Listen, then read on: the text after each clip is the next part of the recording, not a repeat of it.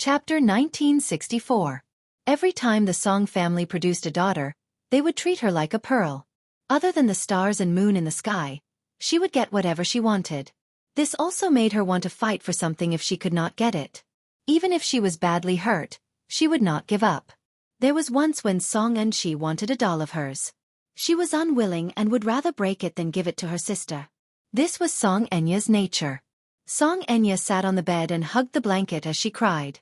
Jianghu stood at the side and sighed. Xianxia was so annoyed that his head swelled to twice its size.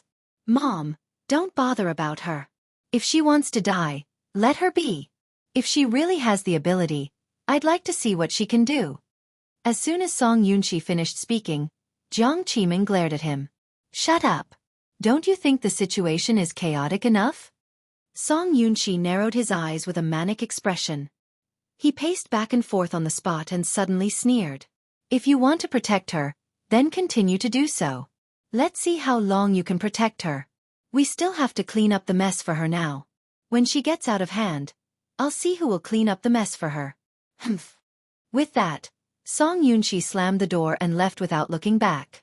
Xianxia was so angry that she gripped the blanket even tighter. She gritted her teeth as tears streamed down her face. Jianghu sighed as her eyes reddened. She walked forward and sat by the bed. She wanted to say something, but she was afraid that she would agitate her again. Thus, she decided to wait until her emotions had calmed down a little before having a good talk with her. "Enya, don't be angry. Brother said those words in anger. Don't take it to heart." Xianxia wrapped herself in the blanket angrily and sobbed silently. At the airport, Jianghu walked over after checking in his luggage. Xianxia sat on the bench. She had already made a few calls, but Mu Yaja's phone still did not get through. She frowned in disappointment with a solemn expression. Jianghu handed her a bottle of water, but Xianxia shook her head. "I'm not thirsty." Jianghu raised his eyebrows. "You seem to have a lot on your mind. What are you thinking about?" "No." A bell suddenly rang. Xianxia was stunned. Then, a hint of joy appeared in her eyes. She picked up the phone and answered the call without looking at it. "Hello?" "Haha. Xianxia, you lost." Xianxia's bone-chilling voice came from the other end. Xianxia's face froze. "Xianxia?" Xianxia smiled and said coldly, "I lost? What do you mean? Do you know where Brother Mu is?" Xianxia's bewitching voice drifted into her ears. Xianxia's face turned pale and she fell silent. "Didn't you say that Brother Mu dotes on you a lot? Didn't you tell me that you were more important than me in Brother Mu's heart? But what is the truth? No matter how important you are, you're not as important as me. Brother Mu is with me." Xianxia frowned and looked at Jianghu abruptly. The latter looked confused. "What's wrong? Who called?" Xianxia's voice sounded again. "I told you that you're full of yourself, but you didn't believe me. In fact, Brother Mu would rather be by my side than accompany you to the film festival. Reality has proven that I'm much more important than you." "Shut up."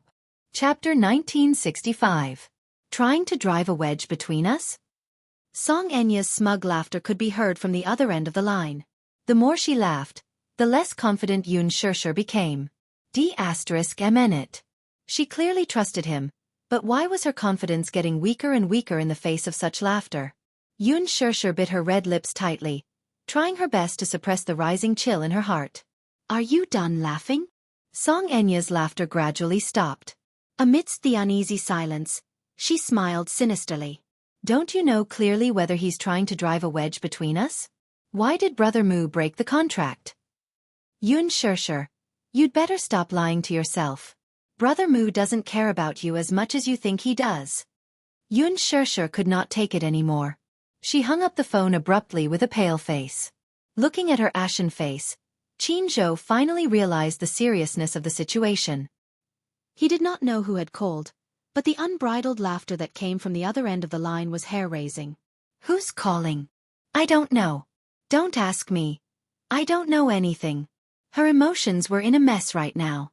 Xianxia forced a smile and looked up at him. "Are we going to register soon?" "Yes." Jianghu nodded his head blankly and responded. Xianxia switched off her phone, put it in her bag, and sat on the stool silently.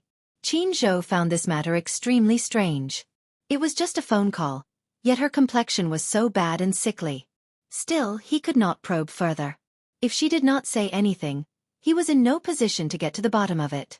After a long silence, Xianxia suddenly asked sullenly, "Did Mu Yaja really not tell you the reason why he cancelled the film festival?"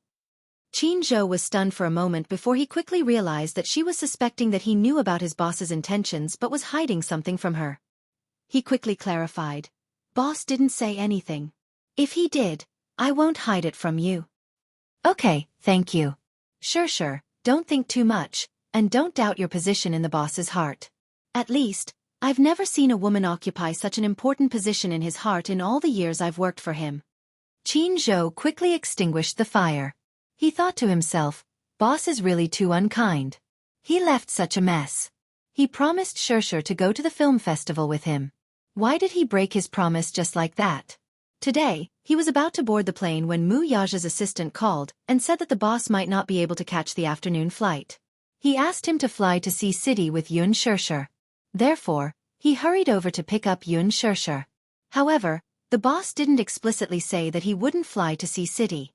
Qin Zhou suspected that he was busy with business and couldn't leave, so he made a temporary arrangement.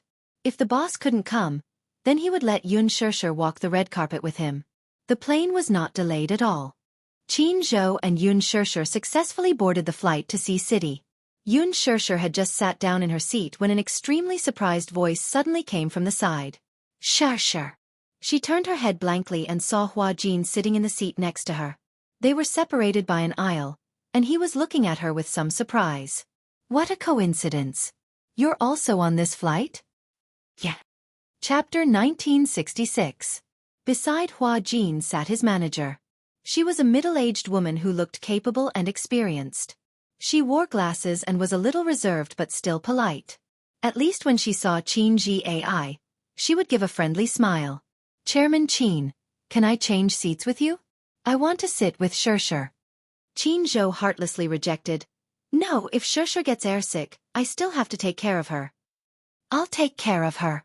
I'll take care of her. I'm good at taking care of people. Leave Xianxia to me." Qin Zhou coldly glanced at him. "No, I don't trust you."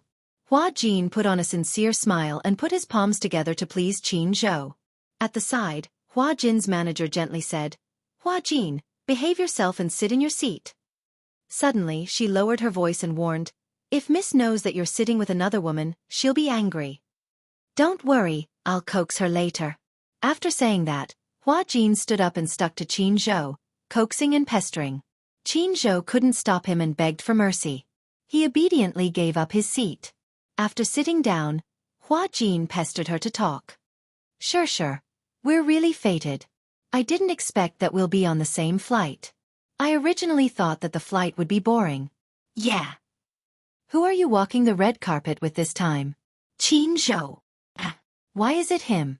Why don't you walk the red carpet with me? I'll be alone." "No. Don't." Qin Zhou snorted. "Don't think that I can't hear you when you try to steal my girl behind my back." Hua Jin stuck out his tongue mischievously and said in a flirtatious manner, "As the #1 costumer, I have a sizable fan base. Besides, I'm so pretty.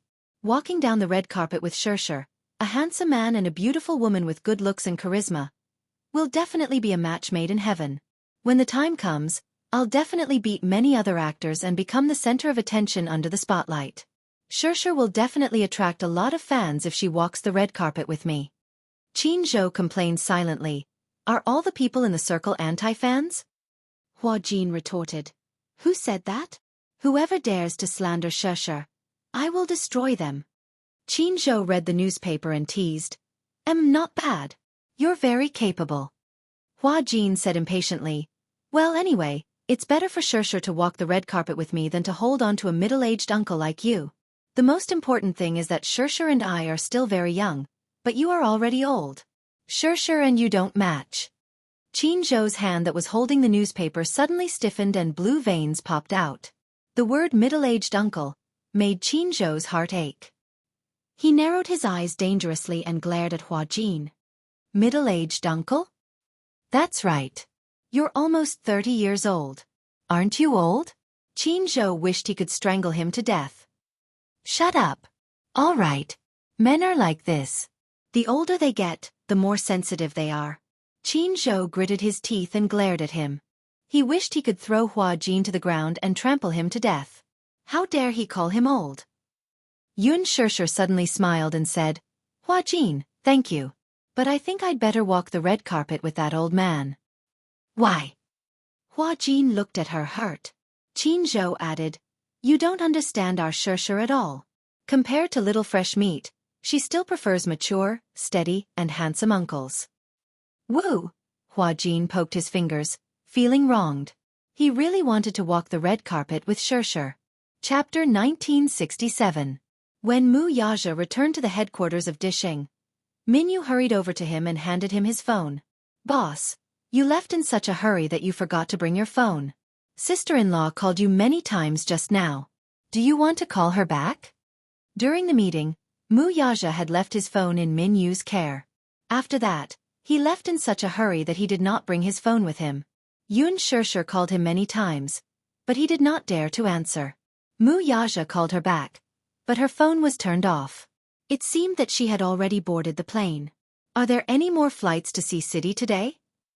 The next flight is at night, Minyu reminded him. If we rush over now, we won't be able to attend the film festival. Mu Yaja frowned. He had originally planned to fly straight to see city after returning from the hospital. Book the flight. Boss, the flight is at 7 o'clock tonight. Are you sure you want to fly to see city? Mu Yaja said coldly. I told you to book it. Don't talk nonsense. Okay. Minyu hurriedly agreed. It seemed that his boss was in a bad mood. When he was in a bad mood, he was very impatient. It seemed that he had to be more tolerant. On the plane, Hua Jin chatted with Xianxia. However, no matter how enthusiastic he was, Xianxia did not seem to be in a good mood. He could sense that she seemed to be in a bad mood. Hence he smiled and said, Xianxia, can I give you a present? He was trying to please her, trying to make her laugh. If you liked someone, you would like her smile. At least, you would not want her to be in a bad mood. He would be sad when he saw that. Hence, he reached out his hand and showed it to her. Look at my hand. Is there anything wrong with it? No. Xianxia, don't be so perfunctory. Check it. Hua Jin forced his hand to let her check it. Xianxia pursed her lips, picked up his hand, and checked it carefully. There's nothing wrong with it. What's wrong? Hua Jin smiled mysteriously. Then, he slowly looked up and tucked a strand of hair behind her ear. Suddenly, he snapped his fingers. When he retracted his hand, there was a red rose between his fingers. Xianxia was stunned. She touched her hair subconsciously as if there was nothing special about it. She did not know how he had made the rose appear out of thin air. Seeing that she was also surprised, Hua Jin smiled. Is it fun? It's magic. She had never seen a magic trick up close before. Even though this magic trick looked very simple, it still made her smile. There was no girl did not like flowers. Do you like it? Hua Jin's eyebrows. Yes. Here this is. It's yours. As he spoke, he placed the rose in her hand. Xianxia took the flower and gently touched the petals. They were fresh and tender. It looked like a fresh flower and was not fake. You know magic?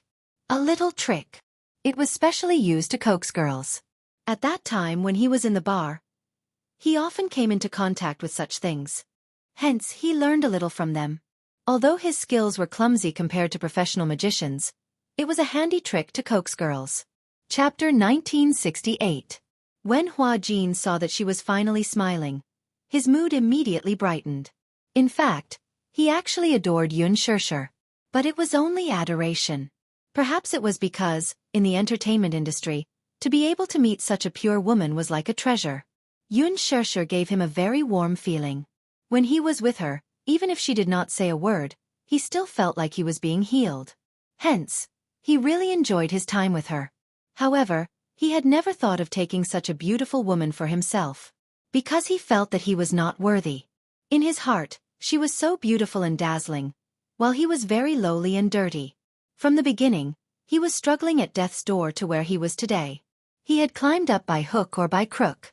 Looking back, those dirty scenes were something that even he could not bear to look at. Hence, he had arrogantly isolated himself from anyone who tried to get close to him. However, it was to protect himself from any harm.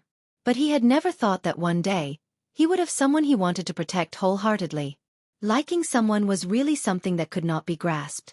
It was often irreplaceable in a single thought. Hua Jin gazed at her side profile gently. For a moment, he was actually a little mesmerized. Suddenly he said slowly, "Xianxia, you're very beautiful when you smile. You're even more beautiful than roses." When Xianxia heard this, her eyes curved like two crescent moons. Beside them, Jianghu could not help but feel goosebumps all over his body from Hua Jin's sweet words. He could not tell. This Hua Jin was really something. He was so good at coaxing girls that even he had to concede defeat. But thinking about it, it was to be expected. In his early years, Hua Jin was a famous boy in the bar. Hence, this kind of trick was naturally easy for him. When it came to pleasing girls, Hua Jin was extremely good at it. Any difficult woman would be won over in 1 or 2 moves in front of him. Xianxia suddenly thought of something and deliberately said, "But I don't like roses. They're too bright." Hua Jin asked, "Then what kind of flowers do you like? Can you conjure whatever flowers I like for me?" Hua Jin was silent. Magic was also dependent on props. It didn't mean that people who knew magic were like people who knew magic and could conjure whatever they wanted. Unless it was an experienced magician, he could basically conjure anything that he could think of. But he could not do that. Xianxia did not know what he was thinking. She thought that his magic was very good, so she said, "Turn this rose into a Chinese rose?" For a moment, Hua Jin was awkward. Jianghu couldn't help but laugh. "Xianxia, don't make things difficult for him. I think he's already very good if he could make this flower disappear." Hua Jin retorted matter-of-factly, "What's so difficult about turning flowers into flowers?" As he said this, he took the rose from Xianxia's hand. In the blink of an eye, it disappeared into thin air from his hand. Xianxia, who was standing at the side, did not give up. "Then where's my Chinese rose?" Hua Jin looked at her innocently. "Xianxia, where did he go to conjure a Chinese rose? All right, I won't make things difficult for you. I know you can't do that." As Xianxia said this, she spread out her hands and said, "Then conjure another rose for me." Hua Jin was speechless. Could he say that the rose was already damaged? Chapter 1969. It was 4 o'clock in the afternoon when the plane landed in Sea City. As it was winter, the weather was very cold at this time. When they walked out of the airport, they could clearly feel the cold. Coincidentally, Hua Jin and Xianxia were staying at the same hotel. They put on their makeup and changed into their gowns in the hotel. Styling was always a big project. After an hour of styling, Xianxia stood in front of the mirror and looked at herself. She was beautiful, but not too glamorous. Everything was just right. When she arrived at the venue in the Bentley, the red carpet was full of people competing with each other for beauty. The atmosphere was at its climax. The wind outside was bitterly cold, but the female stars still braved the harsh weather in order to shine the brightest at the film festival. They wore dresses that exposed their shoulders or breasts, and kept posing coquettishly to get as much screen time as possible. The media reporters were already there. They were holding their cameras, and the camera lights were flashing non-stop. It was a lively scene. On the 100-meter red carpet, there were still many loyal fans who braved the cold weather and held their idols' nameplates to cheer for the celebrities. Of course, most of them were fans hired by the celebrities to calm the crowd. The scene was very lively. However, Xianxia could not lift her spirits no matter how hard she tried. The film festival that she had been looking forward to for a long time seemed to have lost its significance without Wuxia. In fact, the nervousness he had felt earlier had long disappeared. Jianghu, on the other hand, was very nervous. It was not his first time walking the red carpet. In the past, when he was managing artists, he often walked the red carpet with them. Xianxia had walked the red carpet with him many times. When the two of them walked side by side, they usually attracted a lot of attention. However, it was different this time. "Xianxia, let's get out of the car." Jianghu got out of the car first and then reached out to help her. Xianxia lifted the hem of her dress and got out of the car elegantly. Then she held his hand. Although she was not in a good mood, from the moment she got out of the car, She had to put on a smile and elegant posture in front of the camera. She wanted to show her best side to the camera. She took a deep breath and quickly put on a beautiful smile. She was very charming. Xianxia and Xianxia appeared at the end of the red carpet, quickly attracting attention. As for Xianxia, he was a legendary figure in the entertainment industry. Although he was just a manager, he was more famous than many celebrities. He was the one who single-handedly made Xianxia famous. It could be said that half of Xianxia's 10 years of glory were created by him. He was a legendary figure. He kept a low profile behind the scenes, but he had created countless legends for Xianxia. Another reason was that although he was a manager, he was handsome and dashing. Even many of the popular young actors in the entertainment industry could not be compared to him. It was no surprise that Xianxia and Xianxia appeared together. As everyone knew, Xianxia was the only artist under Xianxia's management. It was expected that he would attend the film festival with his own artist. Speaking of which, Xianxia felt that it was a pity. If the person standing next to Xianxia at this moment was Wuxia, no one would dare to claim that they were the best at the film festival. As the male partner, Wuxia's presence and fame would crush anyone else at the film festival. But to everyone's surprise, he was absent. Chapter 1970. He could feel Xianxia's disappointment. Even though she was smiling, the disappointment in her eyes was hard to hide. She smiled and waved at the enthusiastic fans and media reporters from time to time. She also answered the questions in an orderly manner during the interview. She did not leave out anything. After answering the questions, Xianxia held her hand and walked into the main hall. Xianxia appeared to be very low-key tonight. The other female celebrities could not wait to show off in front of the camera. Even if they were chased away by the host, they still shamelessly refused to leave the red carpet. However, as soon as she signed her name on the signature board, she hurriedly answered a few questions from the media and hurriedly walked into the venue. Everyone was puzzled. At this time, she should be fighting for the camera and the limelight. Why did she want everyone to not pay attention to her? Strange. After Xianxia and Xianxia entered the hall, they sat down. Xianxia had his own seat, but he was worried about Xianxia, so he sat in Wuxia's seat. There were many popular actresses sitting in the same row as her. They were all famous actresses in the industry. They were all seated first. When they walked over, they were surprised to see Wuxia's name on the name tag beside Xianxia's seat. Wuxia? Isn't that the young master of Mu Group? Will he be attending the film festival tonight? I don't think so. He is famous for being low-key. Even though he is the big boss of Huanyu, he rarely appears in public. In the past, there were reporters who secretly took photos of him, but they were mercilessly banned by him. Why would he attend such an event? But the name on the name tag can't be wrong. It is right beside Xianxia. Don't tell me. He came with Xianxia? Everyone was whispering and curious. If they could sit in the same row as a big shot like Wuxia, it would be encouraging. Being able to come into close contact with this legendary business king was something that many people didn't even dare to dream of. However, when Xianxia and Xianxia sat down, everyone was disappointed. It seemed that the organizers had really made a big mistake. The name tag was printed wrong. Thinking about it, it was inevitable. Why would someone like Wuxia attend such a small film festival? Although the Golden Eagle Film Festival was the most influential film festival in the country, it was especially grand every year. However, Wuxia had never made an exception. Not long after Xianxia sat down, Han Yuyan also entered the venue. As the last guest, she wore Louis Vuitton's new winter gown. Coupled with her extremely sexy style and rich and exquisite makeup, she quickly became the highlight of the entire venue. Xianxia also glanced at her. It was just a glance, but she was also stunned. In all fairness, she was really beautiful. Apart from her beauty, she also had the temperament of a queen. Different from Xianxia's gentle temperament, Han Yuyan had been in the entertainment industry for many years. Her status was firm, and she had won many awards and nominations at international film festivals. With her excellent acting skills, she was also a magnet for box office sales. With so many honors, she had cultivated the demeanor of a queen and radiated radiance. It could be said that the most famous A-list actress in the entertainment industry was none other than Han Yuyan. Chapter 1971. After she sat down, she tilted her head and glanced at Xianxia.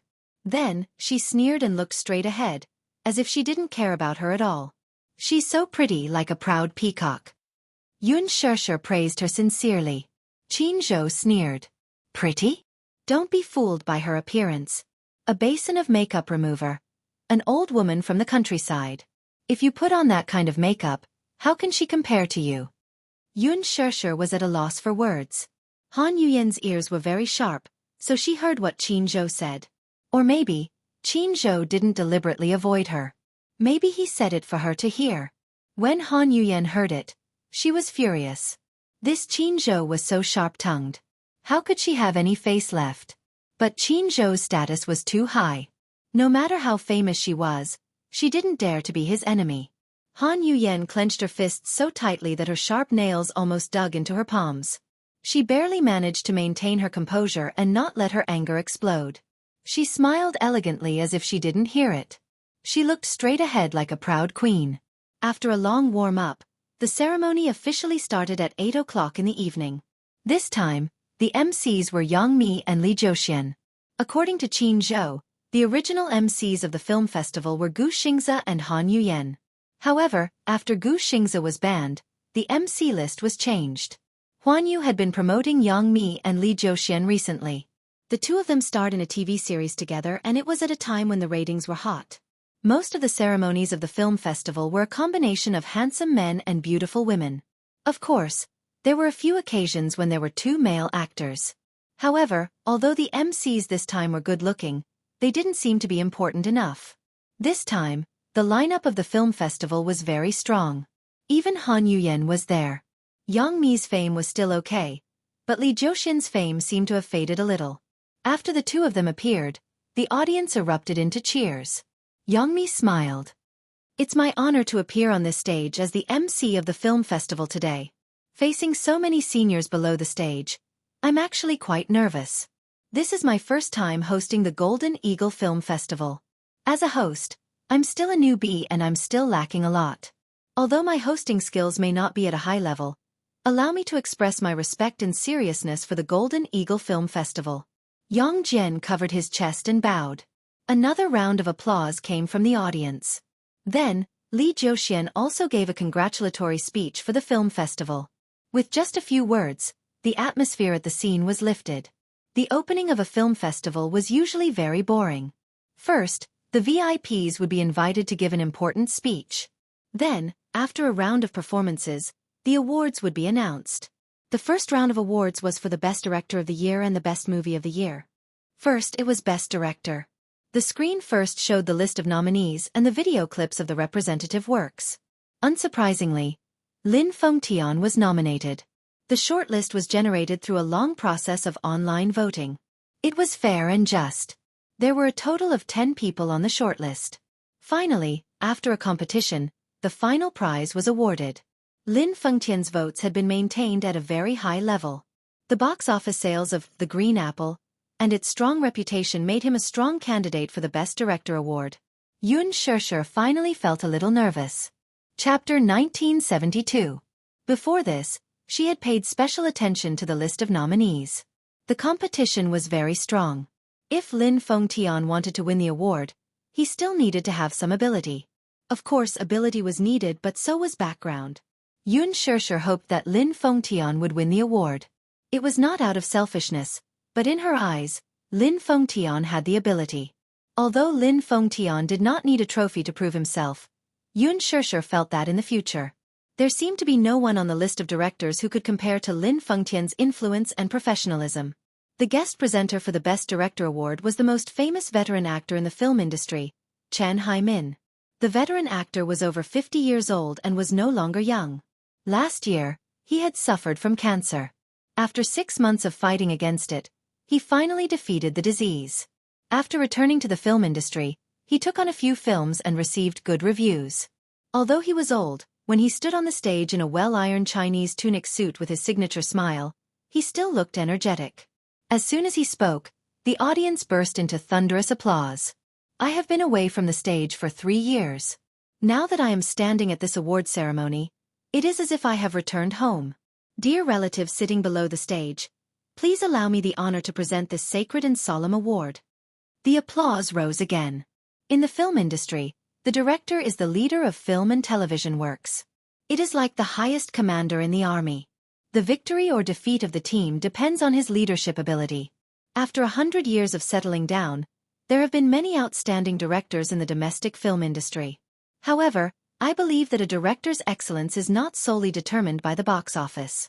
Quality and cultivation, as well as a respectful attitude toward the film industry, are also important factors to consider. It is my honor to receive the award today. The director of this award is also one of the best directors in my heart. I am fortunate to have worked with him for 1 or 2 films. The most unforgettable thing is his extremely professional attitude. Everyone should have guessed who the person I am talking about is. Chen Haimin smiled as he looked at the cue cards and swept his gaze across the audience. The audience was in an uproar. Through Chen Haimin's revelation, they could roughly guess who it was. Lin Fengtian, who was sitting in the first row, suddenly smiled. Yun Shishir held Qin Zhou's hand nervously. I think Director Lin has a chance. Qin Zhou couldn't help but tease. It's not like you're the one who won the award. Why are you so excited? Director Lin's trophy is much more important than mine. How can I not be excited? Just as she was feeling nervous, Chen Haimin's deep voice came from the stage. The winner of this year's Best Director Award is Lin Fengtian. His representative work, The Green Apple. Amidst the thunderous applause, Lin Fengtian stood up from his seat and slowly walked to the front of the stage under everyone's gaze. Chen Haimin hugged him and gave him the trophy. Then, he gave him the microphone. It was his home court now. Lin Fengtian stood in front of the microphone and gently raised the trophy in his hand with a smile. I'm honored. I'm truly honored. I am able to obtain this trophy under the witness of all my friends. The trophy is heavy and represents the audience's recognition and love for me. I feel very honored. Chapter 1973. I've been in this industry for more than 10 years. From the beginning as a cameraman, to the release of female films everywhere, to the current The Green Apple, that finally broke the Chinese box office record. I was afraid that I wasn't good enough. I was afraid that I wouldn't be recognized by the audience. But thank you to everyone who fought with me. This year I did it. To me, The Green Apple isn't just a youth film. It's a step in my career as a director. This is a milestone. Also, I have to thank the big family and the production team for letting me feel the joy and happiness of growing up. This trophy doesn't just belong to me, it also belongs to all of you. Thank you. Yun Shishir smiled and applauded. Lin Fengtian deserved the Best Director Award. Li Jiuxian smiled and said, Director Lin, this trophy carries a lot of weight, but it's also well-deserved. All my glory also belongs to the unknown behind-the-scenes crew. They are all heroes. Thank you. On the stage, Lin Fengtian was humble and polite. It was hard to imagine that this man was the devil director who had scolded all the main actors on the set. After Lin Fengtian left the stage, the awards were announced one after another. The Green Apple was nominated for many awards. Other than the Best Director Award, there were also Best Actor, Best Actress, Best Supporting Actor, Best Film of the Year, Most Popular Celebrity. Of course, being nominated didn't mean that one would win the award. Xianxia, who was expected to win the Best Actor Award, actually missed out on the Best Actor Award. In the end, the trophy actually fell into his hands. Xianxia had always been popular. Popularity, acting skills, quality. No matter which one it was impeccable. But why? Could it be because he was banned? Yun Shishir pursed her lips in disappointment. Qin Zhou glanced at her and quickly understood why she was disappointed. He immediately said, Don't be sad. Xianxia didn't win the award because he's not capable enough. Don't be fooled by the low level of the film market in the second half of the year. There are many cases of bad actors making up the numbers. But there are still many good works in the first half of the year, like Mekong River Tragedy, Flying Sword of Snow Mountain, City of Pain. There are many outstanding works. There are many people. But Xianxia's acting isn't worse than theirs. Yun Shishir was obviously unconvinced. Qin Zhou explained, but youth films have always been at a disadvantage in the competition for such awards. It couldn't be compared to those films that had a profound meaning, so it was expected that they wouldn't win the Best Actor Award. Calm down a little. Yun Shishir nodded slowly. At the side, Han Yuyen suddenly sneered. Do you think you'll definitely win the award just because you've been nominated? It's just acting in a youth film. Can you act out a sense of superiority? A youth film like The Green Apple may be able to fool students, but it's difficult to. It's an elegant and refined place. Xianxia, I don't think you should have any expectations. You won't get any awards anyway. At most, I'll give you the Best Newcomer Award for fun. Xianxia turned around expressionlessly. She glanced at her and smiled gracefully. It seems that I have a bad memory. For someone like movie queen Han, who came from a prestigious background, she probably wouldn't care about such inferior works like youth films. However, if I remember correctly, your Virgo is Lin. Chapter 1974. Xianxia's words left Han Yuyen speechless. She could only glare at her angrily. What a sharp-tongued *tch. How dare she bicker with her? Who does she think she is? Xianxia glanced at Han Yuyen's sinister but fake smile and laughed mercilessly. You said I acted in a teen film to show off my sense of superiority. Interesting. But what about you, Best Actress Han? You've gone overseas for gold plating, and you're already a 36. Ninth grade? Haha, impressive. You. Han Yuyen was so agitated that her face turned red. No matter how thick the foundation was, it was still difficult to hide the redness on her face from her extreme anger. She had indeed debuted because of Bamboo Dragonfly, and had received many good resources because of this film. However, she had always looked down on teen films. Therefore, after she became famous, she took on many artistic films. Although they were good but not very popular, they had accumulated sufficient reputation. Of course, there were some controversial films, such as Butterfly. In the film, she played a prostitute who underwent special training to become a female spy in the intelligence agency. Her life was full of ups and downs.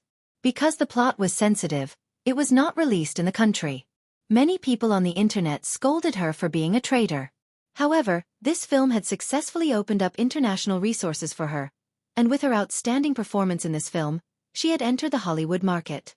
Although there was a lot of criticism in the country, Han Yuyen later did charity work and promoted charity work, washing away her unglamorous image. Xianxia especially despised people like her. In her heart, no matter what kind of film it was, as long as it won the approval and love of the audience and was not a shoddy production, it had its own value. The Green Apple was an excellent film in her heart, and she would not allow anyone to tarnish it. Moreover, Han Yuyen could be said to have been made famous by Lin Fengtian. Now, she had turned around and insulted her mentor's work. It was really infuriating. Jianghu was shocked that Xianxia dared to retort. At the same time, he was annoyed by Han Yuyen's deliberate provocation. Han Yuyen, you seem to be very talkative. If you can't keep your mouth shut, I don't mind sewing it up for you. Jianghu's words were much more forceful. Hearing this, Han Yuyen snorted coldly and turned her head away, not daring to say anything else. However, the resentment in his heart towards Xianxia was becoming more and more extreme. Before Xianxia, Lin Fengtian had also worked with many female celebrities.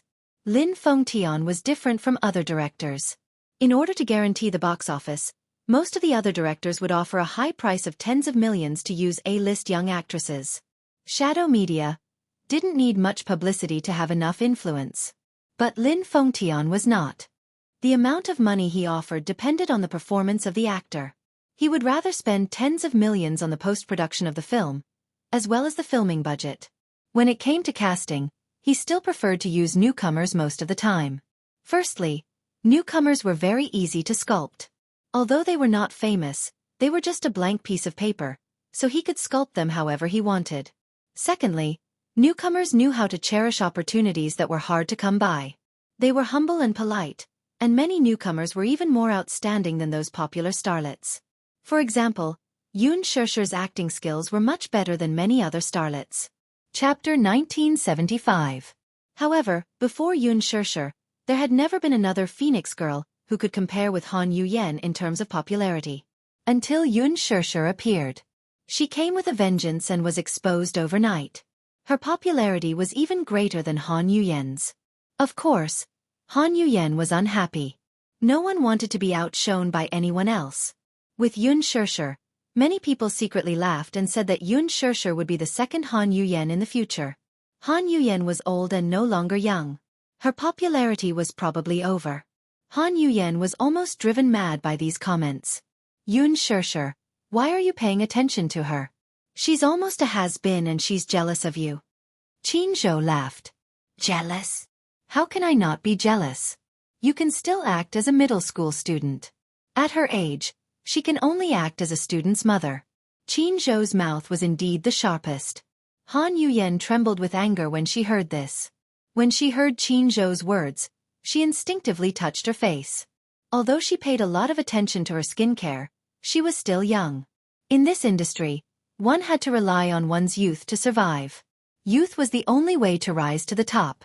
In other words, her acting skills were not as good as Xianxia's. In the future, she could only rely on her past.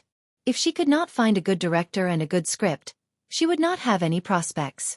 In addition, her overworked filming career had caused her endocrine system to be disrupted. Her skin was very bad. Indeed, in a movie like The Green Apple, she could only act as Xianxia's mother. This was too much. How could she make fun of her like this? If Han Yuyan was not waiting for the award ceremony and she could not leave as the guest presenter, she would have left her seat in a fit of anger. Xianxia could not stop laughing. You're exaggerating. She may look good now, but once she removes her makeup, she looks like an old witch. Xianxia stuck out her tongue. Han Yuyan's face was tense. She glared at Xianxia but could not do anything because of Jianghu's presence. She could only suppress her anger and clench her teeth. The award ceremony continued. There were male and female Best Newcomer awards, but they were both on stage to receive their awards. As the guest presenter for the Best Newcomer award, Han Yuyan gracefully stepped onto the stage. Xianxia's heart skipped a beat when she saw that the award was given by her. Why is she presenting the award? It was set by the organizers. Looks like you can't run away from the Best Newcomer award. Why do you say that? Xianxia was a little confused. Could it be that this award was decided internally? For a live broadcast like a film festival, the ceremony process must be very boring, so a certain gimmick is needed to promote it. Since Han Yuyan is the guest presenter, as the Phoenix Maiden, the two of you are the same. When he appeared on the stage, it was bound to attract a lot of controversy and comparisons. This is what the organizers are happy to see. Jianghu's analysis was very organized and logical. Xianxia understood it very well. The Best Newcomer Award was the only award where the entire process of voting was conducted online. It was absolutely open, fair and just. Chapter 1976. During the final voting process, the final list of winners would be kept a secret until it was announced on the spot during the award ceremony. The votes of the winners would also be announced. All of this was done by the notary office. Therefore, the Best Newcomer Award could be said to be the only award that was not overstated. There were a total of 10 nominees for the Best Newcomer Award. Xianxia carefully studied the list of nominees. Until the voting channel closed, she was still in first place. The effect of the Green Apple was unprecedented. On the huge screen, clips of the nominated actors' representative works were shown. Among them, when it came to Xianxia's The Green Apple, the editing of the film made many people excited and applauded thunderously. Xianxia was shocked by this scene. Are these people the internet water army? How is that possible? Aren't they too supportive? Xianxia was still in disbelief. Jianghu chuckled. Little girl, don't you know how many uncles in the industry fell in love with your role as Xianxia? Otherwise, do you think that praises for your excellence are just words of comfort? You have indeed performed well. Xianxia smiled awkwardly. Han Yuyan stood on the stage and glanced elegantly at the cue card in her hand. She smiled at the microphone and announced, the final winners of the 19th Golden Eagle Awards for Best Newcomer Award are... Everyone held their breaths and was silent. Xianxia. Hua Jin. Congratulations. Sure enough, it was just as Jianghu had predicted. She really won the Best Newcomer Award. Thunderous applause rang from below the stage. Xianxia had won the Newcomer Award, which was widely expected of her. After the announcement of the award, the camera quickly switched to Xianxia. Xianxia smiled at the crowd. Even though she had won the Newcomer Award, her face was calm and collected. Naturally, She did not show much surprise and appeared extremely calm. Everyone was shocked. It was not easy for a newcomer to face the award with such a calm attitude. Xianxia clapped and looked at her gently. Go on stage to receive the award. Watch your expression. Don't be too nervous. Xianxia stood up slowly. As the winner of the Best Newcomer Award, Hua Jin walked in front of her like a gentleman. He kissed the back of her hand gently and held her hand as they walked onto the stage together. Han Yuyen smiled as she watched her walk onto the stage. Although she looked natural and unrestrained on the surface, what about her heart? However, he was already gnashing his teeth in hatred. Xianxia walked up to the stage and stood beside Hua Jin. Her bearing was elegant and proper, and she exuded a quiet and elegant aura. This elegant temperament was not something that was painstakingly trained. There was a type of person who was born noble and elegant, and it was incomparable. Han Yuyen stood at the side. Even though she had put in a lot of effort in dressing up and makeup on her face, she still managed to steal a lot of the limelight. Even her aura was suppressed by Xianxia's. Her starlight was bleak. On the surface, Han Yuyen maintained her composure, but her heart was in turmoil. Xianxia was touched when she received the heavy trophy from Han Yuyen. This was the first trophy she had won in her acting career. It was very memorable. Even though she already had a lot of mental preparation for this trophy, when she stood on the stage and held the trophy in her hands, the pride that welled up spontaneously rose. Chapter 1977. Congratulations, Xianxia. You really deserve the Best Newcomer Award. Thank you. Han Yuyen lowered her head and looked at her. She was wearing a pair of 10-centimeter high heels today, so she looked very domineering. She lowered her head and leaned closer to Han Yuyen's ear. In the eyes of others, this might be a senior congratulating and blessing a junior. However, once Han Yuyen stepped away from the microphone, she smiled and squeezed out a few aggressive words. Xianxia, don't be too proud. If you fly too high, you might fall and shatter into pieces. Xianxia looked up and met her sharp gaze for a short moment. Han Yuyen was just a multi-award nominated Best Actress. She had good acting skills and a smile on her face, but she said such vicious words to her. Xianxia was not to be outdone. She stared at Han Yuyen's face and retorted with a smile. Miss Han, don't be too jealous of me. Do you know what's the first thing I'll do when I fly to a certain height? What? Han Yuyen raised her eyebrows, puzzled. Xianxia smiled and the curve of her lips became gentler. I'll step on you. You, the concierge reminded her softly. Miss Han, it's time to give the award to Mr. Hua. Han Yuyen came back to her senses and gave the other award to Hua Jin. However, she looked at Xianxia meaningfully. It was Xianxia's turn to give her speech. Xianxia raised the award and held the microphone. Actually, I never thought that I'd be able to win this award. As a newcomer, I've been trembling with fear all along. I'm afraid that I'm not good enough, However, after the movie was released, it gave me too many surprises. The support of the director, the care of the seniors, and the recognition of the fans. One thing I'm sure of is that without all of you, I wouldn't be standing on this stage right now. When she went down the stage, Xianxia asked, What did Han Yuyen say to you just now? Congratulations from the seniors. Huh. Xianxia didn't believe her. He didn't even need to think about it. Han Yuyen wouldn't say anything nice. There's no need to be so calculative with her. Xianxia was very open-minded and didn't take it to heart. Xianxia had been mentally prepared, but now that she was holding the heavy award in her hand, her heartbeat quickened. She was happy. At this moment, she suddenly felt that all her efforts might be worth it. She was lucky.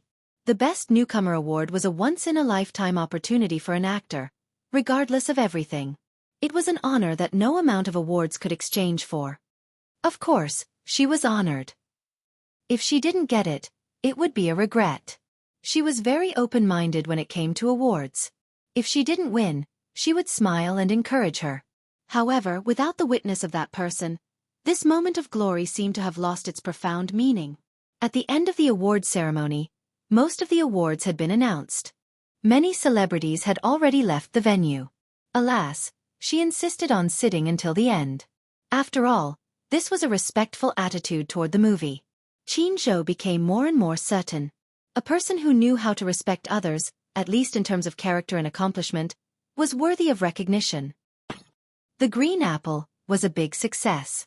Apart from the Best Screenplay, Best Director, and Most Popular Film of the Year, it also won the Best Newcomer and Best Editing Awards. Chapter 1978. Although The Green Apple was excellent, there were many other works that deserved recognition. There was also a small incident in the middle. Actually, the Best Actress of the film festival had already been decided internally. With the Mu Group's strong investment, he had made an irreversible condition back then. The Best Actress award for this year's Golden Eagle Awards must go to Xianxia and no one else. Hence, Xianxia could have won the Best Actress of the film festival. Unfortunately, there was a conflict among the judges. Wuxia was not present at the event. Hence, when the organizers saw that the Mu Group's highest authority was not present, they had selfish motives. In the end, the voting process was skewed, and another investor used underhanded means to take away the original Xianxia's Best Actress award was given to Lin Ji. Xianxia only found out about this from Jianghu after she returned to the hotel. Jianghu only found out about it after the award ceremony ended. He was furious. No wonder there seemed to be a conflict at the judges' table when they were giving out this award. A few of the judges were arguing about something with ashen faces. They were playing tricks and manipulating the situation behind the scenes. They had actually stolen Xianxia's Best Actress award. If not for this interlude, the title of Best Actress would eventually fall to Xianxia. This would be a historic moment for the Golden Eagle Awards. If she could win both the Best Newcomer Award and Best Actress Award at the same time, it would be a great honor for Xianxia. She would be the youngest actress to win both the Best Newcomer Award and Best Actress Award at the Golden Eagle Film Festival.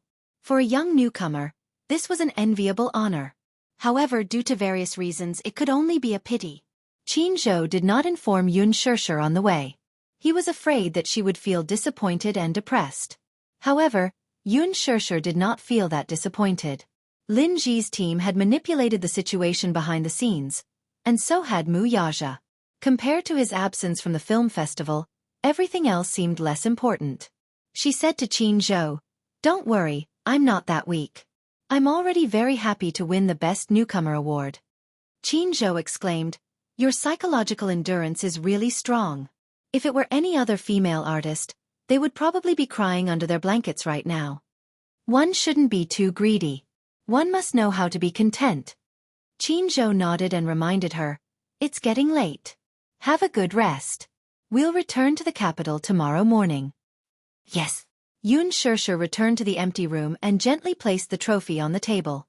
She stared at it for a while, then got up and went to the shower to wash up. After washing up, she went to bed early. Her mood was a little messy, so she lay on the bed, tossing and turning, unable to fall asleep. When he closed his eyes, the whole world was noisy. In the middle of the night, just as she was about to fall asleep, her phone screen suddenly lit up. It was a message. Xianxia unlocked the phone and saw that it was from Jianghu. "I'll wait for you on the rooftop." It was a simple sentence with 6 words, concise and clear. Tiantai? There was a rooftop in this hotel, but it was on the 28th floor. Why did Jianghu ask her to go to the rooftop? It was the middle of the night. Wasn't he going to sleep? Xianxia called back, but she could not get through. That was strange. Chapter 1979. She made a few calls, but none of them went through. Was it because the hotel signal was not good? That was strange. Jianghu's phone was always connected, and the signal was excellent. Sometimes, he could receive her phone even when there was no signal. Xianxia dialed more than 10 times, but there was still no response. She frowned, stood up, and changed her clothes. The night was cold, so she put on a jacket, opened the door, and walked out. She seemed to remember which room Jianghu was in. 1502. She was on the 14th floor, and Jianghu was on the 15th floor. He mentioned the room number to her and said that she could knock on the door if there was anything. But she did not pay attention at that time, so she did not remember Jianghu's room number. For a moment, she was annoyed and could only search based on her vague memory. When the elevator reached the 15th floor, she walked to the door of 1502 and gently pressed the doorbell.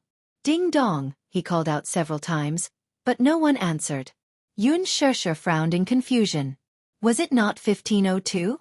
Just as she was about to leave, She heard the sound of the door unlocking behind her. Xianxia turned around in surprise, only to see Hua Jin standing at the door with a tired expression. He asked in an unfriendly tone, "Who is it?" Before he could finish his sentence, Hua Jin saw Xianxia standing at the door. Surprise flashed across his eyes, and then the coldness in his eyes faded, and a smile appeared on his face. "Xia, are you looking for me?" Hua Jin was wearing a bathrobe. His hair was a little wet, and it fell messily above his eyebrows. His charming peach blossom eyes were slightly bright because of the surprise in them. Xiaxia's gaze could not help but fall on him. Hua Jin's bathrobe made him look tall and slender, but his chest was slightly exposed, revealing his defined muscles. He looked extremely sexy. Usually, when she saw him the most, he was wearing slim-fit ancient clothes. Hence, he looked like a slender and delicate handsome man in ancient times, who could not even hold his waist. However, she did not expect that he was also a man who looked thin in clothes but was muscular when he took them off. He was very stylish. Hua Jin sensed her gaze and followed her gaze. He looked down at his chest and smiled faintly. He shyly straightened his clothes and the corners of his lips curled into a playful smile. "Does it look good?" Xianxia blushed. She turned around and cleared her throat. "I didn't see anything." "Yes, I know." The smile in Hua Jin's eyes deepened, but he didn't expose her excuse. Xianxia also sensed his kind protection and instantly felt embarrassed. She turned around abruptly and wanted to leave. Hua Jin stopped smiling and asked nervously, "Where are you going?" "I'm going back to my room." "Aren't you looking for me?" Hua Jin stopped her. "What's the matter?" Xianxia turned around and immediately explained, "No, I got the wrong room. I thought Jianghu stayed in this room." Hua Jin was stunned and his eyes were filled with loneliness. He quickly understood that she had knocked on the door because she thought Jianghu stayed in this room and remembered the wrong room number. He was disappointed. He had thought that she was looking for him, but he did not expect that it was just his wishful thinking. "So, you're looking for Jianghu and not me?" "Yes." Chapter 1980. Xianxia didn't know whether to laugh or cry. "Why would I look for you in the middle of the night?" "You can look for me even if you don't have anything to do." Hua Jin said matter-of-factly, "There are a lot of things you can do." Xianxia raised her eyebrows and stared at him suspiciously. Hua Jin felt that there was a lot of unfathomable meaning in that pair of eyes. Afraid that she would think too much, he immediately retorted like a gentleman. "For example, we can chat or play cards. Let's play Fight the Landlord together." Xianxia shook her head and laughed. "I'm not good at cards, and I'm only average at Fight the Landlord. I'm destined to lose money. If you're not good enough, I can go easy on you." Hua Jin smiled, but he seemed very generous. Xianxia teased, "You're so rich." "Mahjong is fine too." "I don't know how to play mahjong." Hua Jin was stunned. "Then what do you know?" Xianxia couldn't be bothered with him. She had wasted a lot of time coming and going. She was still anxious to find Jianghu, so she said, "Humph. I'm not telling you. If you're bored and can't sleep, don't drag me along. After I find Jianghu, I'll go back to my room to rest. I have a flight tomorrow morning." Sure. Wait a minute." Hua Jin saw that she was about to turn and leave, so he quickly stopped her. "What?" Xianxia looked at him warily, not knowing what he wanted to do. "You don't know Jianghu's room number, right?" "Yeah. Why?" "I can help you ask." 5 minutes later, Xianxia sat uneasily in Hua Jin's room and looked around. The luxurious suite Hua Jin was in was twice as big as her suite. Most importantly, it had a sky garden. Standing on the balcony and looking out at the city, the scenery was beautiful and beautiful. Especially, looking from afar, it was as if she was in the vast starry sky. Hua Jin sat in front of the bedside table with one hand holding the phone. Seeing her look at the garden and balcony, he couldn't help but laugh. "Do you like it?" "Yes, I do." Xianxia praised from the bottom of her heart. "It's very beautiful. Such a suite is really too luxurious. Garden suite. You can enjoy the night view and it's very quiet." Hua Jin dialed the number at the front desk and said with a smile, "If you like, you can stay here tonight." Xianxia threw a pillow at her. "Shut up. Are you trying to play rogue with me?" I wouldn't dare, I wouldn't dare. Ouch, it hurts. Hua Jin covered his nose and begged for mercy.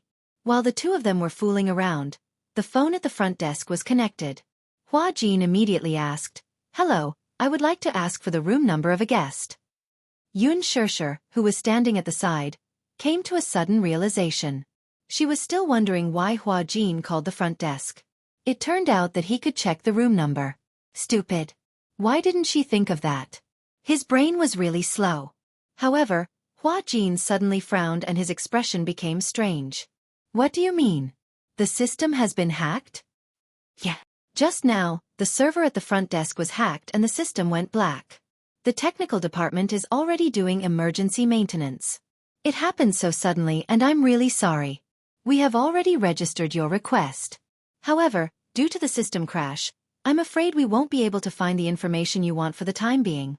The front desk kept apologizing, obviously feeling guilty. Hua Jin put down the phone. Xianxia immediately asked, "How was it?" Chapter 1981. Xianxia frowned. She felt that something was amiss. She only regretted that she didn't remember Qin Zhou's room number when he told her about it. The screen of her phone flashed again. She looked down and saw that she had received a text message. "Xianxia, I have something to talk to you about. I'll be waiting for you on the rooftop." Xianxia suddenly stood up. Hua Jin also stood up nervously. "Where are you going?"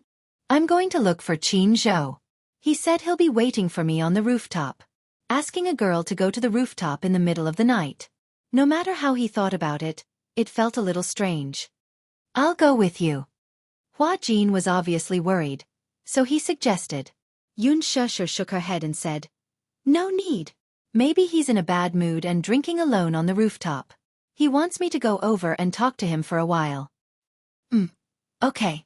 Hua Jin nodded hesitantly. Then, he looked at her worriedly. "Be careful then. It's cold on the rooftop. Don't catch a cold." "Thank you." Hua Jin's sincere concern warmed Xianxia's heart. She then left the room and walked up the staircase. There was no direct elevator to the rooftop. She needed to reach the top floor and then walk up the stairs. The highest floor of the hotel was the 27th floor. The radio station was at the top, 28th floor. It was very high. After reaching the 27th floor, she turned a corner and walked through a long corridor. Then, she saw the stairs that led to the rooftop. She put her phone in her pocket and slowly picked up the stairs to walk up. Amidst the palpitating silence, her footsteps were crisp and powerful. When they collided with the marble table, they knocked on her heart. However, she felt oppressed. The corridor was too quiet. Perhaps because this floor was rarely visited by people, the lights in the corridor flickered because they had not been repaired for many years. Just like in horror movies, she felt that there was a pair of eyes filled with hatred staring at her from the dark corner behind her. It stared at her back as if it wanted to pierce through her body. Xianxia's heart was beating like a drum. The staircase leading to the rooftop was so long.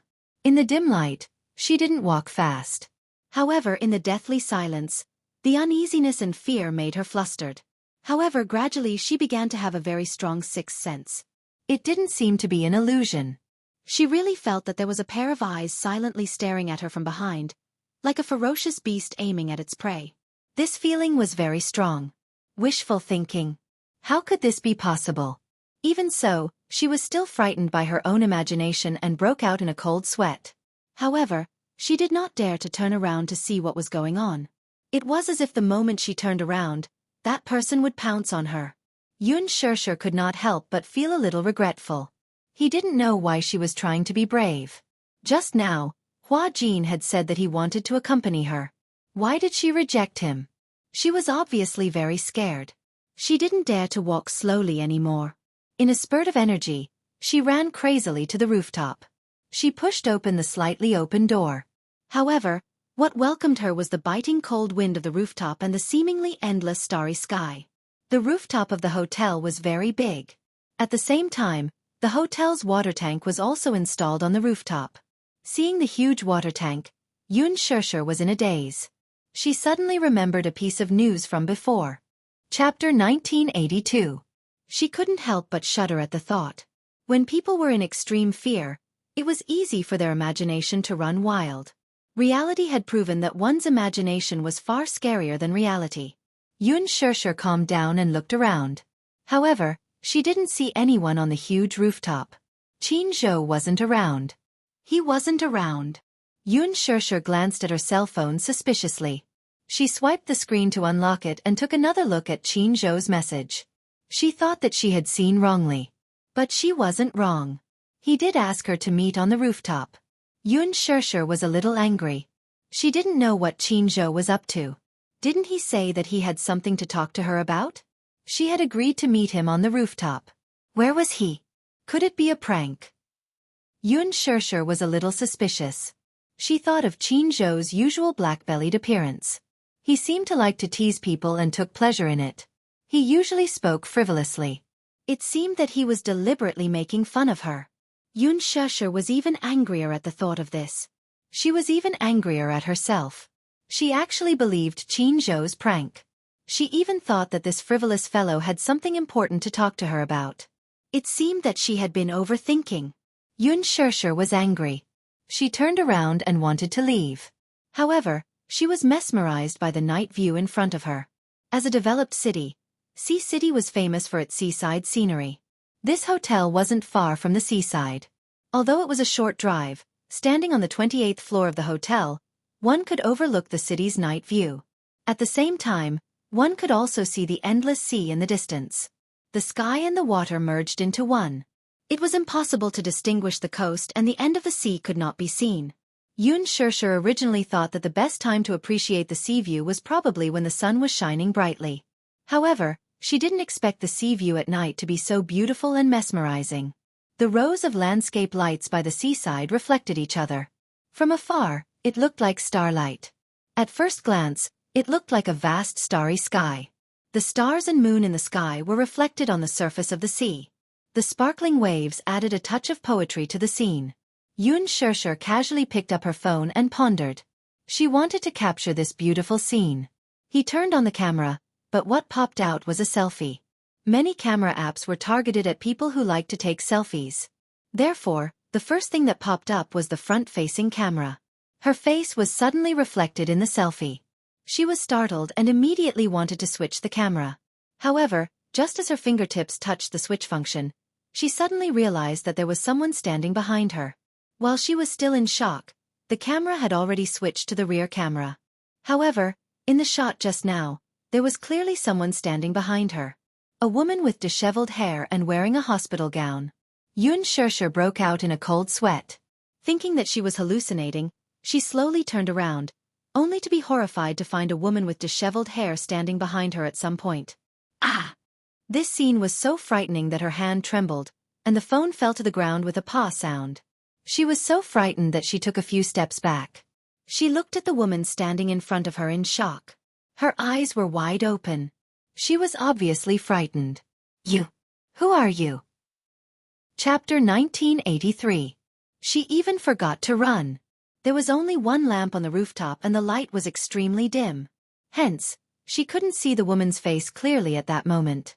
She could only see that she was wearing a hospital gown that had been washed until it was white. She seemed to be in a daze. As soon as she finished speaking, she actually let out a few extremely sinister laughs. Ha ha ha ha. That woman only cared about herself as she laughed foolishly. Her gaze landed on Xianxia and she started to close in on her. Xianxia's expression stiffened. Her laughter was too sinister, as if she was a malicious spirit that had walked out from purgatory. She bared her fangs and brandished her claws as if she was here to claim her life. It was extremely sinister.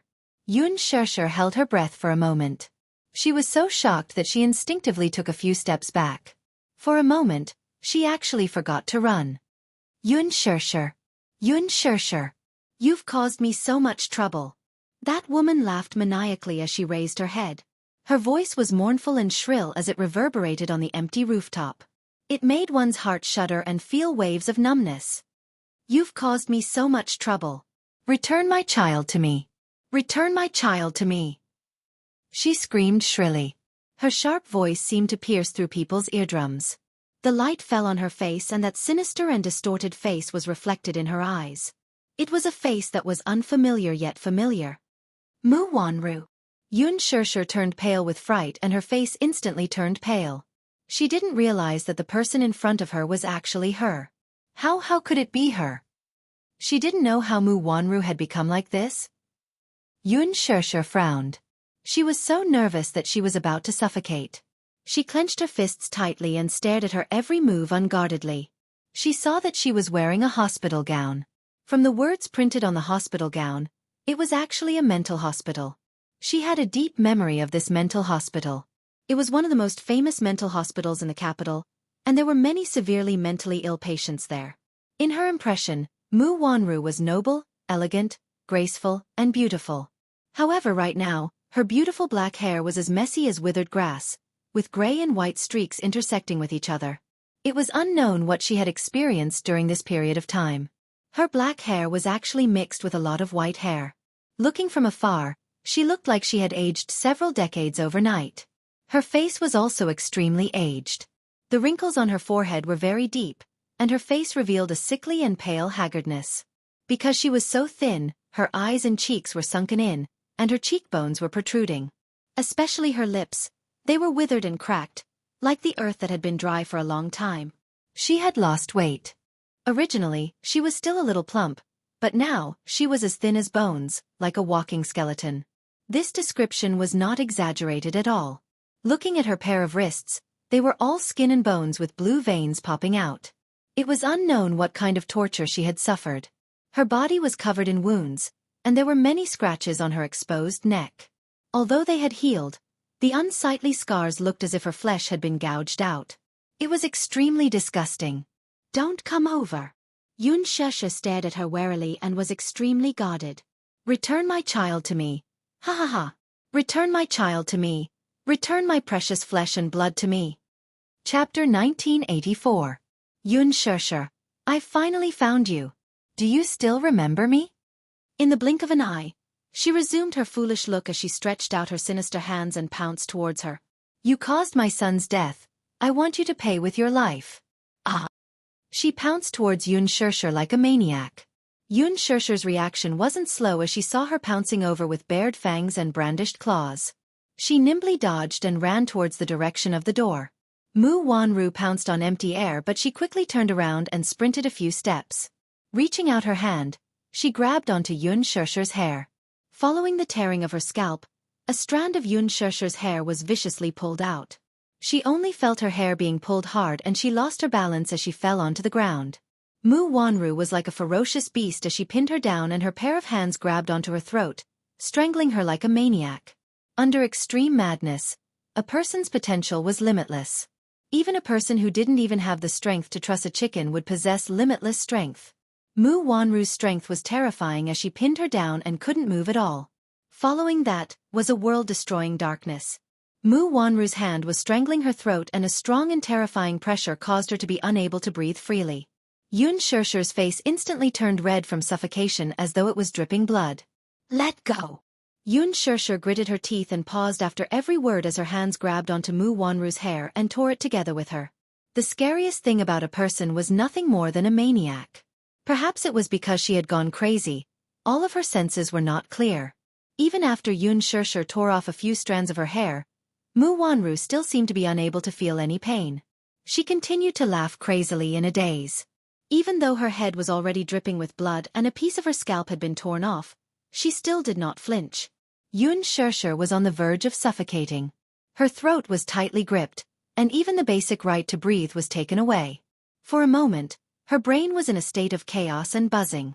As a result, other than Mu Wanru's hysterical roars, she could no longer perceive any other sounds. Veins popped out on Xianxia's forehead. She felt that her eyes were swollen and painful due to the pressure. In a place of despair, as if she had gone crazy, her hands groped around on the ground. Suddenly, she touched a piece of gravel. Grabbing it with one hand, she raised her head with difficulty and aimed it at her temple, viciously smashing it. Mu Wanru cried out in pain and loosened her grip. Xianxia desperately escaped from the sea of suffering under her and flipped to one side. Hugging her throat, she started coughing violently. Cough, cough. She was like a terminally ill patient who was struggling at death's door. Kneeling on the ground, she wanted to stand up. However, All the blood in her body rushed to the top of her head. The moment she stood up, her body collapsed onto the ground in pain. Cough, cough, cough. Xianxia coughed violently. From the corner of her eye, she suddenly saw Mu Wanru standing up from the ground. Even though her head was bleeding, her malevolent eyes were fixed on her and she pounced over. The two of them rolled to one side and started fighting. Lunatic! You lunatic, get lost! Chapter 1985. Mu Wanru, however, relied on her sheer strength to land slap after slap on her face.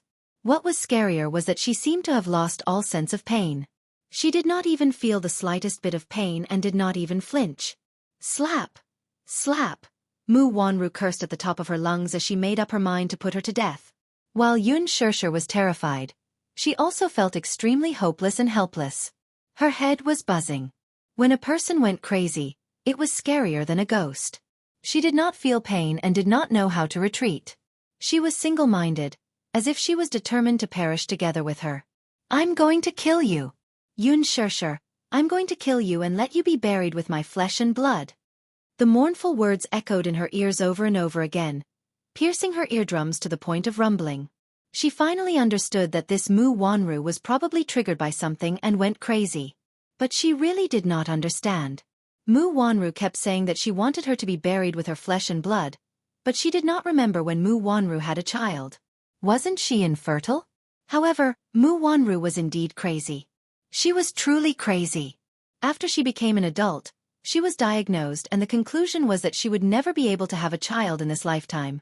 It was not easy for her to adjust her mentality and accept this fact, but one day, when she found out that she was pregnant with his child, she suddenly realized that all of this was a trap that Mu Yaja had set for her. She was completely unaware that she had fallen deeply into his trap and had become a pawn in his hands. From the beginning to the end, she was the one being used. In vain, she had schemed and worked hard just to truly integrate into the Mu family and become Mu Yaja's legitimate wife. She had always thought that her infertility was her problem. Hence, she always felt guilty towards Mu Yaja. She was unable to give birth to a child for him and she was full of guilt. Therefore, even if the child was born to another woman, although she never treated them as her own, she never made things difficult for them and raised them with all her heart. But in the end, she found out that she was pregnant. The child, on the other hand, was killed by Mu Yichen's gun in an accident. Mu Yichen was the child of Xianxia and Mu Yaja. She had raised him up, but who would have thought that he would become the murderer of her unborn child? How could she accept such a cruel and bloody fact? So, in the end, she had fallen into a complete scam. It was a pity that she was so naive, but in the end, she became a complete joke. Her child was gone. She could have given birth. But why didn't he accept her? Since he had chosen her to be his fiancée, why couldn't he accept her from his heart? Even if they didn't really love each other, even if it was just an undeserved reputation, she still wanted to be his wife and help him raise his child. Was this thought too much? She felt miserable. She thought of that poor child in her dreams. It was supposed to be a healthy child, but in the end, it couldn't be saved. Did he really have to be so cruel? In the end, wasn't it all because of this woman? Xianxia. It was all her fault. If it wasn't for her, if she hadn't interfered, she could have found happiness. Perhaps, through hard work, she could have gained Mu Yaja's recognition. Chapter 1986. Mu Wanru's eyes lit up with flames, just like the hellfire in purgatory. Xianxia. Everything was because of this wretched woman. She was the main culprit. Kill her, she must definitely kill her and let her accompany her own flesh and blood in death. If it wasn't for her, she would definitely be able to obtain happiness and Mu Yaja's heart. But her interference had ruined everything. It was this demonic thought that had driven her crazy. Mu Wanru grabbed onto Xianxia's hair and viciously smashed the back of her head onto the ground. But in that instance, Xianxia only felt a buzz in her head and it was so painful that her eyes were filled with shock. The worlds seemed to have overlapped with each other and every breath was extremely clear in her ears. But it was also this instance that completely ignited her latent will to live. She couldn't die. She knew very well that if she didn't resist and break free from this crazy woman, she would definitely be forced to her death. She couldn't die. With this determination, her entire body seemed to have been injected with adrenaline and in that instance, it was as if countless amounts of energy had been condensed. Xianxia suddenly grabbed onto Mu Wanru's hair and without knowing where she got the strength from, she kicked her away. Mu Wanru suddenly fell backwards onto the ground and was unprepared for Xianxia's kick to one side. This time, Xianxia's strength was unparalleled and her latent will to live had given her a huge amount of strength. Mu Wanru only felt a wave of pain in her stomach as she violently vomited out a trace of blood. That kick had actually caused her internal organs to rupture. Not knowing if it was stomach bleeding or something else, Mu Wanru crawled on the ground and vomited out another mouthful of blood. Xianxia climbed up from the ground and regained her energy as she suddenly pounced over and kicked Mu Wanru to the ground again. She viciously kicked her a few times and seeing her struggling to get up, she suddenly sat on top of her and viciously punched her face. Bang! Mu Wanru was hit so hard that she was dizzy. Xianxia followed her example and grabbed her hair, slamming her to the ground. What right do you have to resent me? Mu Wanru, if it wasn't for you, if it wasn't for you. Xianxia's eyes were bloodshot. She gritted her teeth and her voice was filled with hatred, anger, and grievance. The bitterness that had been suppressed for so many years had finally been released. All of a sudden, it erupted like a flood. If it wasn't for you, I don't know how to wander around. If it wasn't for you, you and I wouldn't have had to suffer so much. You're clearly the one who snatched everything from me, yet you don't reflect on yourself. Instead, you bully me time and time again. Are you blaming me? Is this my fault? Bang! In the crazy wrestling, Mu Wanru's head hit the ground countless times, and blood flowed from her head. I worked so hard to survive. Am I the third party? Am I the one who interfered and caused you to be like this? No, you brought this upon yourself. You can't live. Xianxia was furious as she fought back crazily. Mu Wanru didn't have the strength to fight back. She allowed Xianxia to violently grab her hair and slam her to the ground time and time again. She had a splitting headache and even felt her head spinning. She was so numb that she had lost all sense of pain. Even if she fought back, Xianxia quickly blocked her attacks. Chapter 1987. You're the cruel executioner. It's you, not me. Everything that you're in now is your own fault. After Mu Wanru lost consciousness for a short while, her hatred was revived. The expression on her face became even more ferocious and fierce, like a wild beast eyeing its prey. There had never been a woman who would display the ferocity of a wild beast. Mu Wanru's murderous aura was as frightening as that of a malicious spirit. I'll kill you! I'll kill you! Mu Wanru's desperate and hoarse roar reverberated on the huge rooftop, reverberating with waves of chilling murderous intent. She also did not know where the terrifying strength came from. She suddenly got up and tangled with Xianxia again. The two of them rolled a few meters away from the edge of the rooftop and started wrestling with each other, throwing punches at each other. A few meters away from the edge, as far as the eye could see, it was more than 100 meters high in the sky. Once they lost their footing and fell, they would be smashed to pieces. I'll kill you! I'll kill you! Xianxia! You deserve to die, you deserve to die. Go to hell! Mu Wanru roared angrily as she hit her crazily. Xianxia parried and fought back at the same time. The two of them were covered with cuts and bruises at the same time. Especially Mu Wanru, she was in an even more miserable state. Not only was there a wound on her face, blood was flowing from the back of her head. The hospital gown on her was also torn into tatters and did not cover her body at all. Xianxia was in good condition. Only the corner of her mouth was bruised and there was a bloody wound on her forehead, which was bleeding non-stop. Her clothes were stained with dust as they fought. However, Mu Wanru was determined to kill. Taking advantage of Xianxia's distraction, she strangled her neck again. Xianxia felt suffocated. Her vision turned black and her throat felt like it was being crushed by a jack. She felt that her throat was about to be broken. Just when she felt that she was about to suffocate, bang! A loud sound was heard. In the next second, Mu Wanru's eyes widened and her body stiffened horribly. Following that, she swayed and fell to one side. Xianxia opened her eyes with difficulty. She covered her throat and was extremely defensive. Hua Jin's nervous face came into view. Xia. He helped her up and held her in his arms. His heart ached as he looked at the wounds all over her body. His eyes were filled with tears. Especially when she saw the scars on his forehead, she felt a great heartache.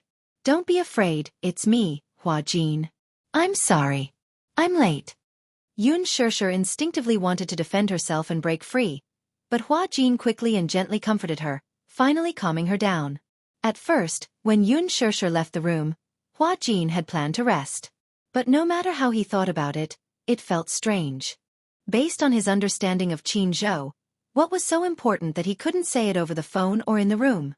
Why did he want to meet on the rooftop? It just so happened that the hotel's front desk system was hacked.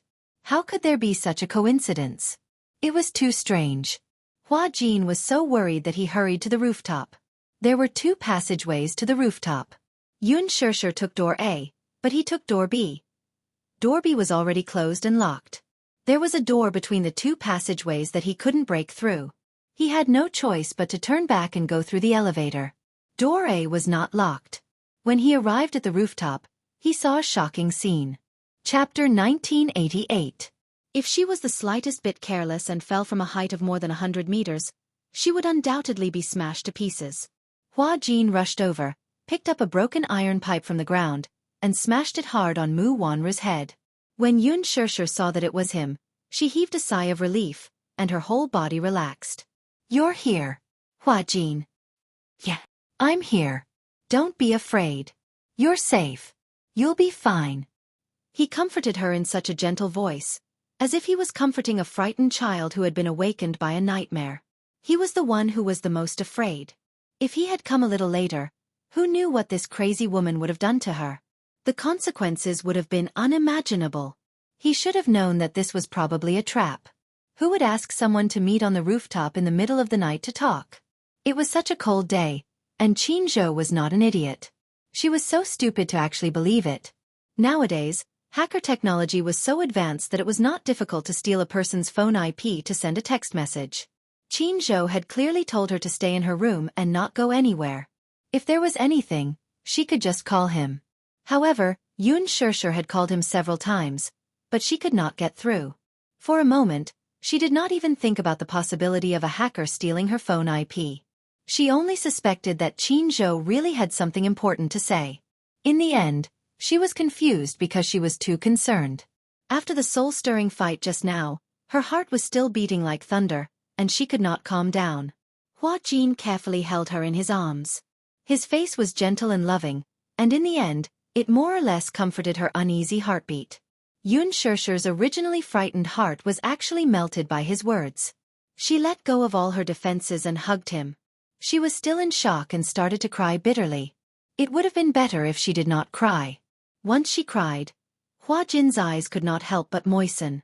In his eyes, Xianxia was used to being a quiet and calm person. No matter how big the storm was, she would always be able to face it calmly. But what kind of terrible thing had she experienced to make her cry so hysterically? Perhaps, he was really frightened. Hua Jin's heart ached for her grievances. He gently comforted her and gently patted her back to calm her down. At the same time, he gently kissed her forehead, as if he had just survived a disaster. Good girl, it's my fault. I was careless and made you worried. Xianxia, forgive me. Don't cry. My heart is about to break if you cry like this. Seeing her crying in his arms, Hua Jin finally understood what it meant to be heartbroken. Pain filled his entire heart. Xianxia gradually stopped crying. After she recovered some of her physical strength, she choked and said, "Let's get out of here quickly." "All right. Call the police." Xianxia gritted her teeth and spat out 2 words. She didn't know if Mu Wanru was still breathing, but she didn't dare to touch her. This was the primary crime scene. Right now, they should call the police immediately and let the police handle it. Okay. Hua Jin wanted to carry her, but this action affected the wound on her back. Hiss! Xianxia was in so much pain that she frowned. The rooftop was made of cement, and the ground was very rough with jagged gravel. The wound on her back was probably caused by the gravel during the scuffle. Xianxia insisted on walking on her own. Chapter 1989. Xianxia insisted on walking on her own. Hua Jin had no other choice. He placed her on the ground and supported her steadily, supporting her center of gravity. At the side, Mu Wanru was lying on the ground with her face facing the ground. Her knuckles suddenly moved, and her eyes suddenly opened, emitting a cold glint. However, all of Hua Jin's attention was focused on her, and he did not notice it at all. Walk slowly, be careful. Just as he finished speaking, he suddenly heard hurried footsteps coming from behind him. He turned around abruptly, only to be shocked to find Mu Wanru, who had gotten up from the ground unknowingly, rushing toward him as if she were flying. He felt suffocated and subconsciously shielded Xianxia behind him. Hua Jin? What are you doing? What was he trying to do? Before Xianxia could recover from her shock, she heard a hysterical shout, "I'm going to kill you!" It was a roar that sounded like thunder. Mu Wanru rushed over without a care for anything else. Xianxia also saw Mu Wanru charging over from the corner of her eye. She subconsciously exclaimed, but Hua Jin had already pulled her behind him. Just as she reached out to grab his sleeve, however, in the midst of her shock, sparks flew. At that moment, it was as if she was in a bottomless ice cellar, and the chill was bone-chilling. The cold wind was biting cold. Under the moonlight, a sharp dagger flashed with an extremely dazzling cold glint in an instant. Then, in the next second, the sharp cold glint ruthlessly pierced through the flesh. It happened almost in an instant. Poof! A strange sound, the sound of flesh being pierced, caused her brain to immediately crash. Ugh! Hua Jin grunted, and the muscles on his face stiffened. A line of blood splattered on the ground. Immediately after, blood that was filled with the stench of blood flowed along the edge of the saber and dripped onto the ground. Xianxia widened her eyes in shock. Her pupils reflected Hua Jin's painful and forbearing face, as well as Mu Wanru's ferocious and cruel gaze. Xianxia, I'll kill you. I want you to die with me. Be buried with him. Hysterical screams resounded over and over again on the rooftop. Hua Jin gritted his teeth and lowered his head. A dagger ruthlessly pierced his abdomen. As she lowered her head, Mu Wanru held the dagger and exerted force once more, stabbing it even deeper. Hua Jin's body swayed slightly.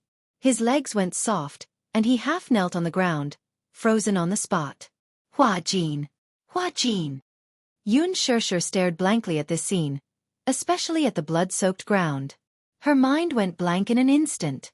Tears welled up in her eyes. She gritted her teeth fiercely, and her eyes that were filled with monstrous rage swept towards Mu Wanru. You're the one who deserves to die. Xianxia lunged over and choked her neck. She was in a state of extreme despair, so much so that she hysterically choked Mu Wanru's neck, determined to kill her. You're the one who deserves to die. Mu Wanru, you're the one who deserves to die. She was crying and shouting. Why did she always have to hurt others? Why did she have to resort to unscrupulous means to take revenge on others for her misfortune? I'll kill you! I'll kill you! Xianxia choked her and forced her to the edge of the building. Behind Mu Wanru, if she took another half-step back, she would be 100,000 feet high in the sky. The wild evening wind tore at their clothes. You want me to die? Ha ha ha. Then let's perish together. Chapter 1990. Xianxia shrank back, but Mu Wanru seemed determined to perish together with her. She took a step back and her body fell down the building. Due to the heavy inertia and Mu Wanru's unrelenting grip on her hand, Xianxia's center of gravity was dragged down by her as well. No! Hua Jin's screams could be heard from behind. Ha ha ha! Xianxia, go to hell with me. The second before she fell, Mu Wanru threw her head back and laughed wantonly.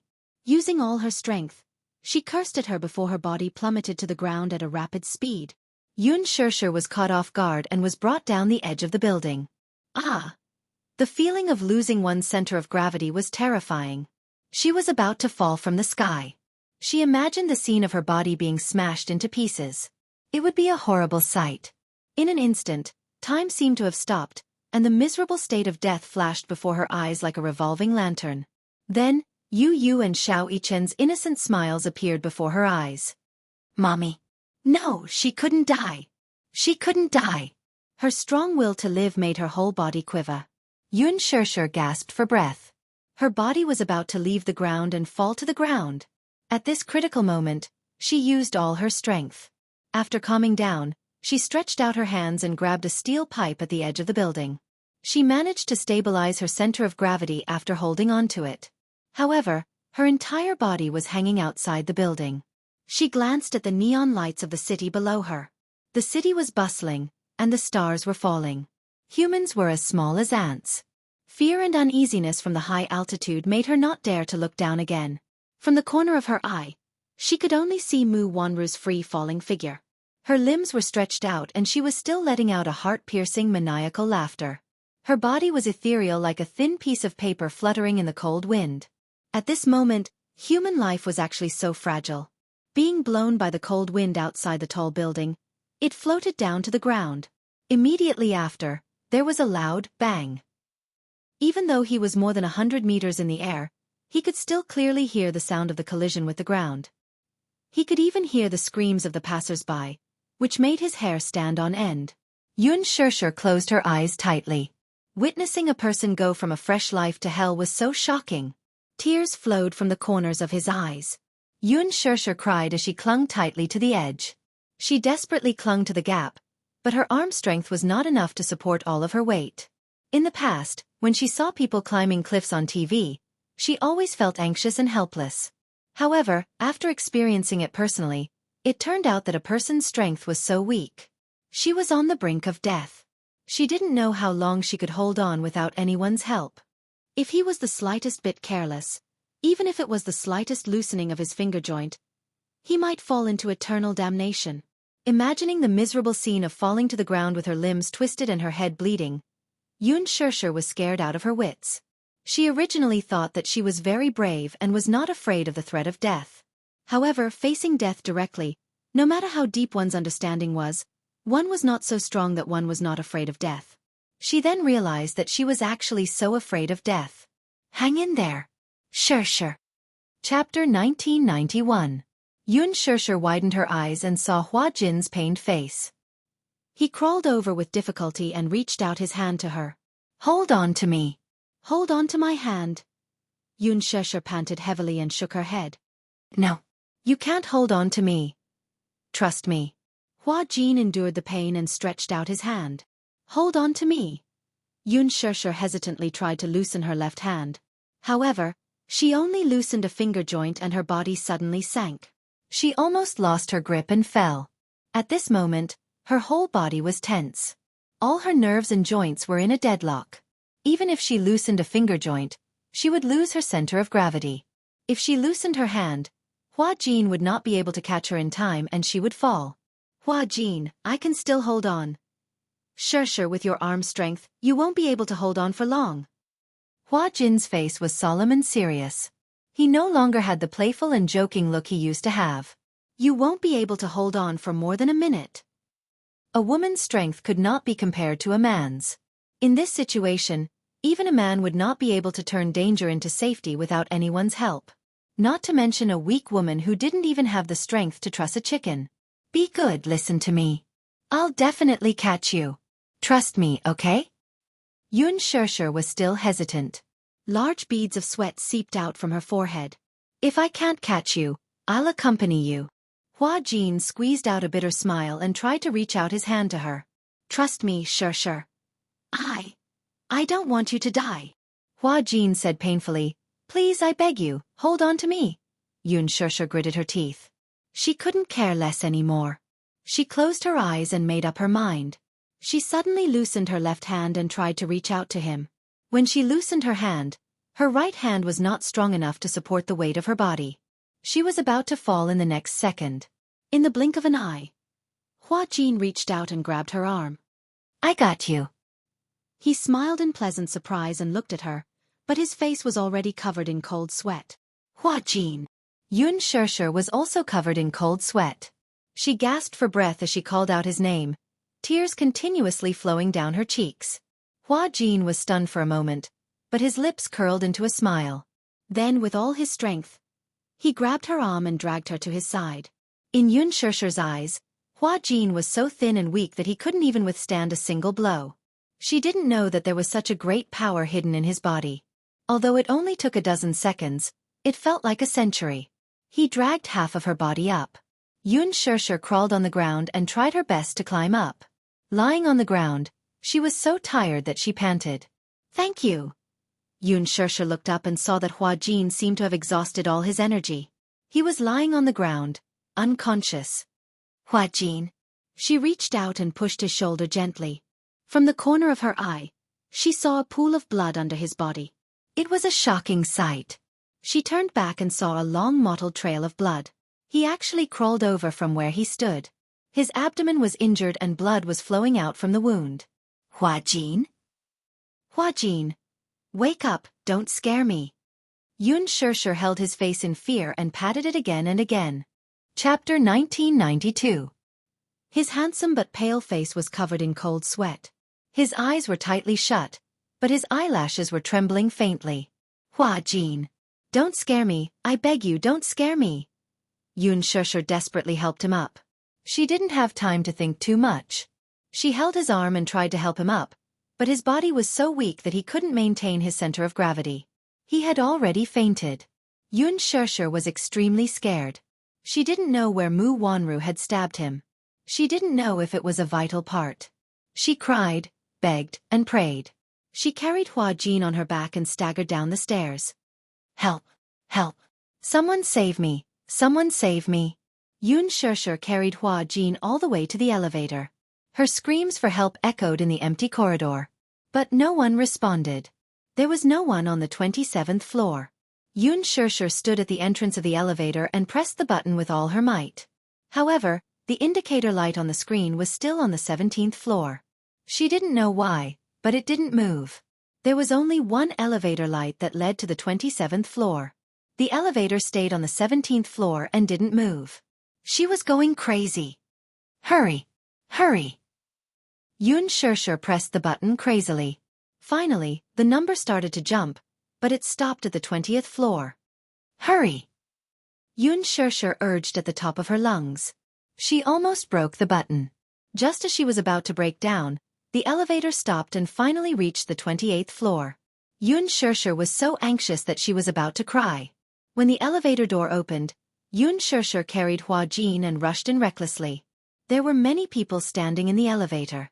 They saw a woman covered in blood suddenly rushing in from the dark corridor. She was carrying a man on her back and they didn't know if he was dead or alive. They screamed in fear. Ah!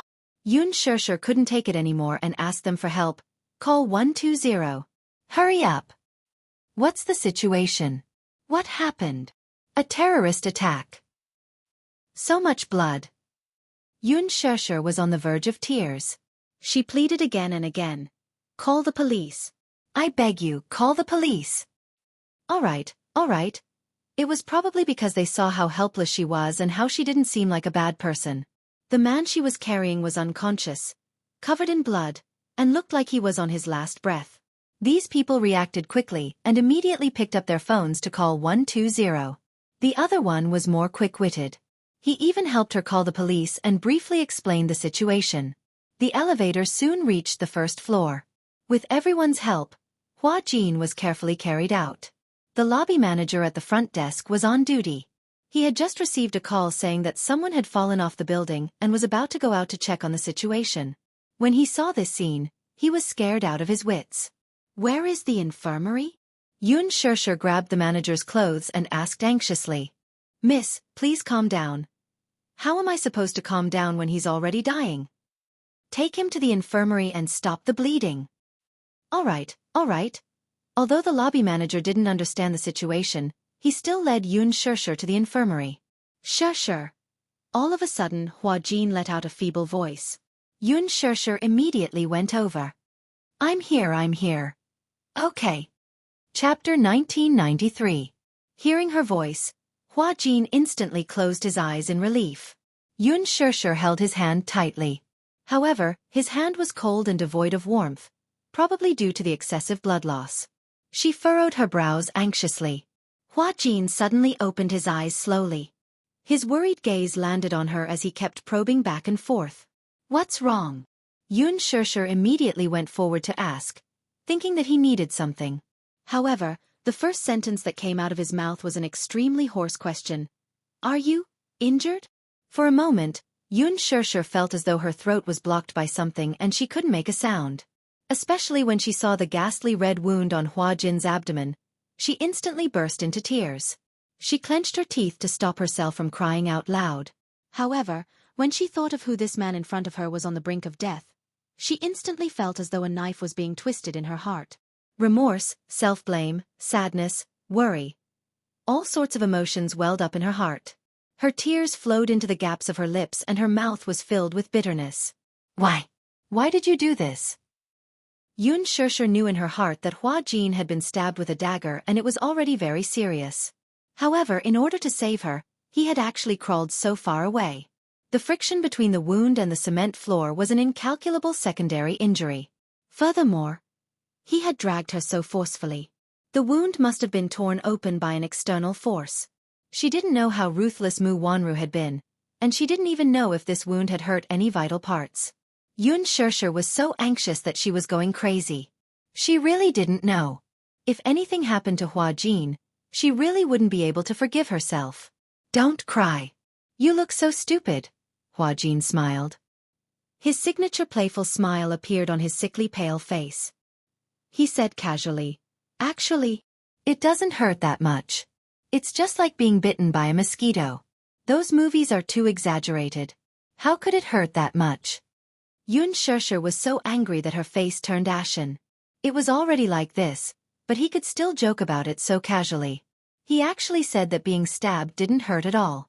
Hua Jin joked as he endured the excruciating pain. His originally clear and bright eyes seemed to have turned gloomy at this moment. He looked at her quietly, wanting to say something but not wanting to do so. Don't worry, okay? I'll be fine. Stop joking around. Damn it. Only the heavens knew that she was almost worried to death.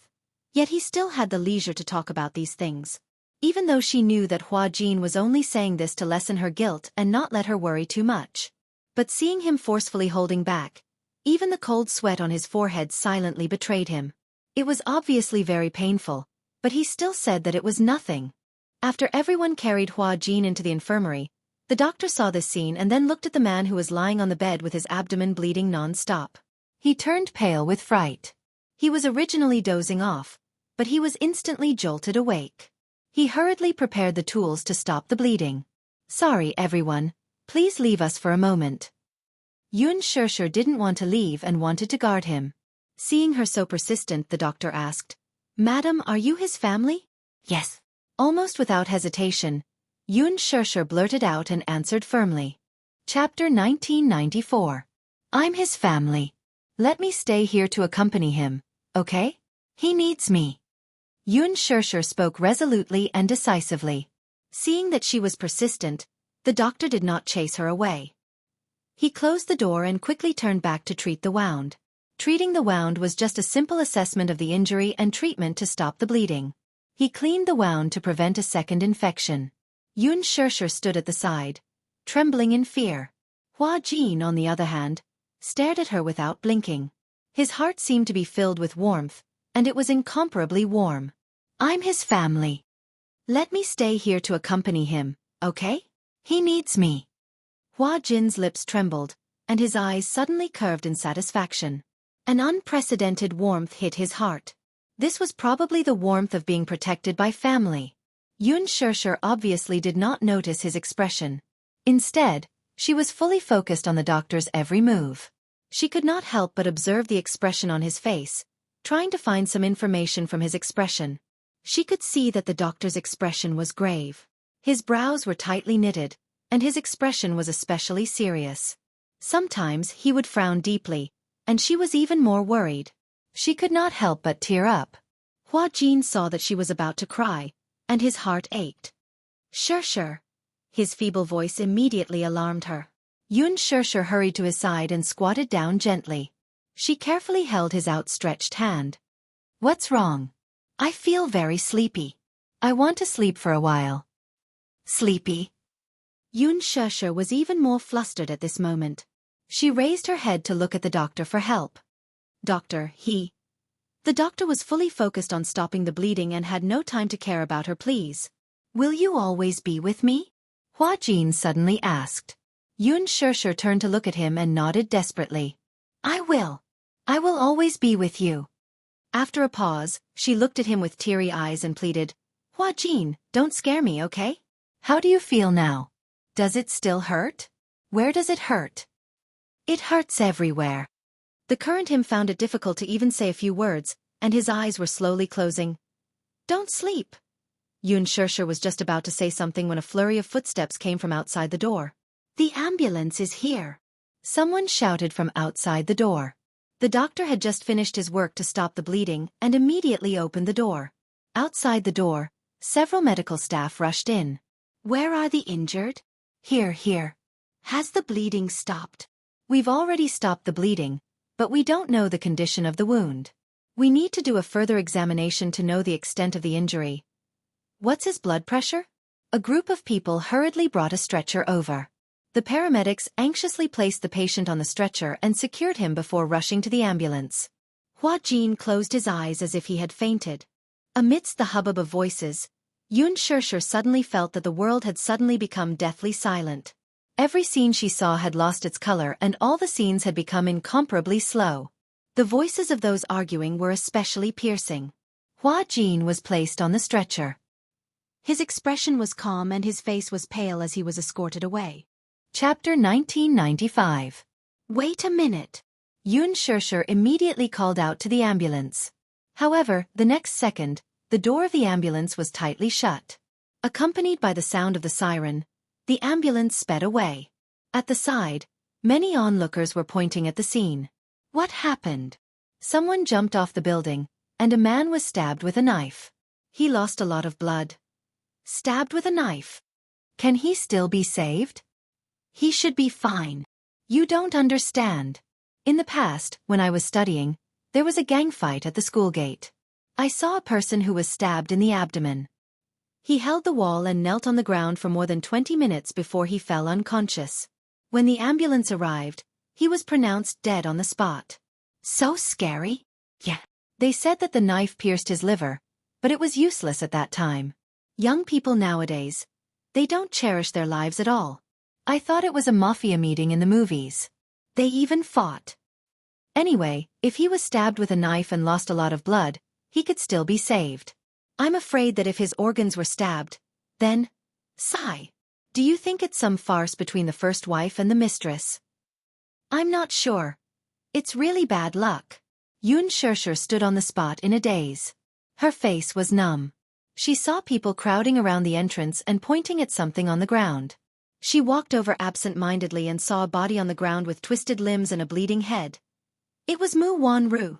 Xianxia only took a glance and was so shocked that she turned her head away and didn't dare to take another look. The way she died was too gruesome. She fell from the rooftop and was blown by the wind for more than 10 meters. Finally, she landed in the middle of the square, which was the parking area. The person who fell from the sky made a dent in the roof of the car, and the windshield was shattered into snowflakes. When the body landed on the ground, the limbs were twisted in a very strange way. Especially the head, it was deformed. The back of the head was cracked open. The passers-by, especially the children, were so frightened that they screamed and cried. Many passers-by looked curiously, but they were frightened by the gruesome death and frowned. It's too scary. Even the brain matter is out. You're so young. Is it necessary for you to take things too hard? That's right. Some people want to live but have no way to live. Some people can live a good life but don't want to live. I really don't understand. She had never seen such a cruel death. In his impression, jumping off a building was still a scene in the movies. He didn't expect that death in real life would be so cruel. After the ambulance left, the police car arrived. After the lobby manager was interrogated, he immediately brought his men to the scene to investigate. A police cordon was set up at the scene. The police walked in and squatted down to examine the body. So pitiful, how did you fall? His head is crushed. Xianxia, who was standing at the side, suddenly said, I fell from the 28th floor, from the rooftop. The policeman jerked his head up. How did you know? Because... Xianxia tugged at the corner of her lips. I watched her fall with my own eyes. Qin Zhou was awakened by the urgent ringing of the doorbell. He was tired after a long day of running around. Hence, when he returned to the hotel, he went to bed early. When he was awakened by the doorbell, he raised his watch to look at the time. It was 2 a.m. Chapter 1996. Hello, I'm the room manager. May I know if you're Mr. Qin? Yes. It's like this. May I know if Ms. Xianxia is a friend of yours? When Qin Zhou heard that, he felt nervous and opened the door. The room manager stood at the door with an anxious and guilty look on her face. Xianxia asked, "What happened to her?" "It's like this. Ms. Xianxia is suspected of intentional homicide and has been taken away by the police for investigation." Xianxia was taken aback. "Intentional homicide?" He suddenly laughed. "Are you kidding me?" The room manager smiled politely. "I'm not kidding." As she said that, she handed over a business card with both hands. Xianxia took it. It was a police officer's business card from the Public Security Bureau. The address and contact information of the police station were written on it. Xianxia took a look and his expression instantly froze. He raised his head and frowned. "When was she taken away?" "Just 15 minutes ago." Suspected homicide. Since she's suspected of homicide, who is the victim? "It's a woman. Her identity is still unknown, so we can't know too much." The room manager nodded at him. "I've already reported the situation to you. Do you have any other instructions?" "No." "Okay." The room manager turned and left. Xianxia held the business card tightly in his hand and hurried back to his room. He changed into casual clothes and rushed to the police station's address written on the business card. When he reached the entrance of the hotel and was about to hail a taxi, he saw the flashing lights of an ambulance. He glanced over and saw that the body had been processed and was about to be sent to the morgue. However, the pool of blood on the ground was still very eye-catching even though it was late at night and the lights were dim. The weather was cold and the blood had already coagulated. Xianxia furrowed his brows and watched the ambulance leave. A chill inexplicably emerged from his heart. In the police station, the incandescent lights were bright and dazzling. Xianxia held a cup. She did not feel thirsty, but her hands were too cold and she wanted to use the cup to warm herself. A few policemen sat facing her with pens in their hands. They were interrogating her and taking her statements. It was quiet in the interrogation room. Only the loud and powerful voices of the policemen kept echoing in her ears. Could it be that all the policemen's voices were like loud bells to intimidate criminals? The statements had been taken for an hour. The continuous questioning made her exhausted. Questioning? Rather than calling it questioning, it was more appropriate to call it an interrogation. God knew how urgent she be. She wanted to end the interrogation quickly. Hua Jin was still in the hospital, and it was unknown if he was dead or alive. She couldn't stop worrying. But at this moment, she had no choice but to do a boring and torturous interrogation of the interrogation. Even though she had tried to explain herself, perhaps it was a form of interrogation. These police officers were questioning her as if she was a criminal suspect. She really didn't kill us, she didn't. Xianxia wearily faced the few police officers who were interrogating her and defended herself again. "Officers, you don't have to be so tough. I really didn't kill anyone. When will you let me go?" Chapter 1997. Xianxia sneered. "So, is this also a way for you to collect evidence? You're obviously pressuring me on purpose. If you didn't do it, why would you feel pressured? Only those who did something wrong will feel pressured." Xianxia felt that she couldn't defend herself. She lowered her head, unable to refute. "Didn't you say that someone asked you to go to the rooftop?" Xianxia nodded. She felt that her last bit of patience had been worn out. She could only answer their questions numbly. As an interrogator, the police officers were very particular with their words.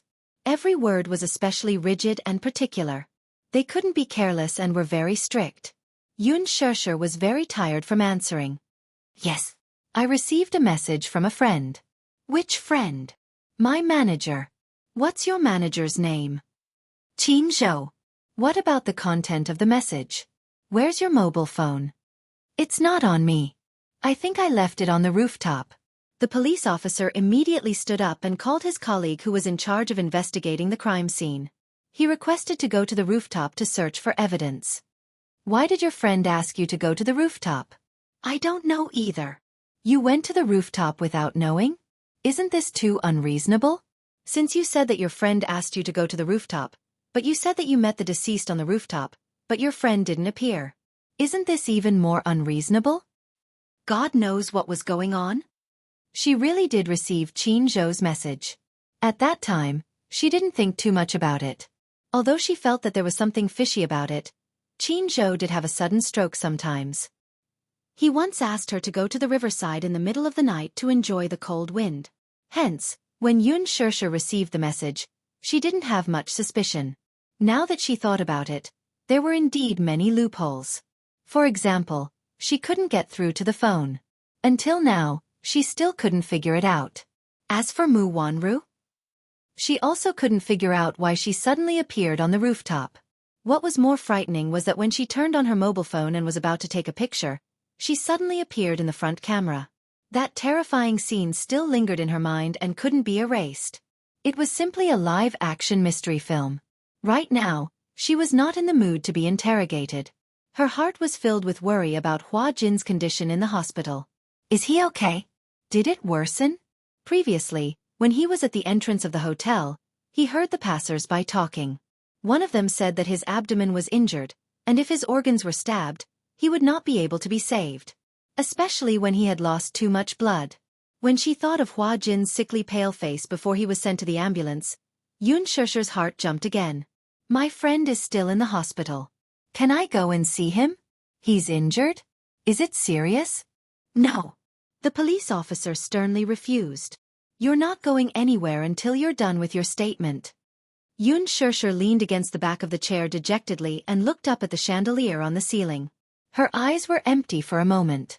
When Jianghu arrived at the police station, he did a simple registration and walked over. Xianxia was sitting in the interrogation room. The third round of interrogation had just ended, but she still couldn't leave. She sat there alone, feeling lonely and helpless. The door of the interrogation room was locked from the inside. Through the glass window, he saw Xianxia furrowing her brows, looking very tired. He knocked on the window. Chapter 1998. However, Jianghu could not hear her at all. The isolation effect in the interrogation room was very strong. Hence, Xianxia could not hear what Jianghu was saying. Xianxia could only mouth to him, "Get me out of here." Jianghu understood and nodded.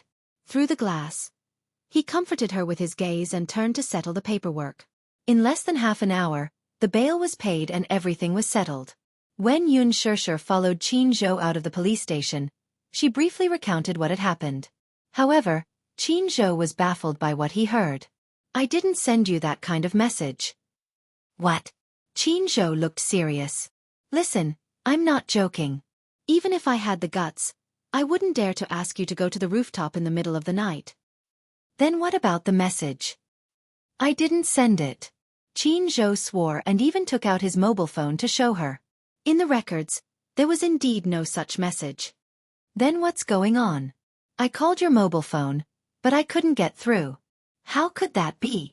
Jianghu quickly dialed a number, but the call was normal. Xianxia felt that something was amiss.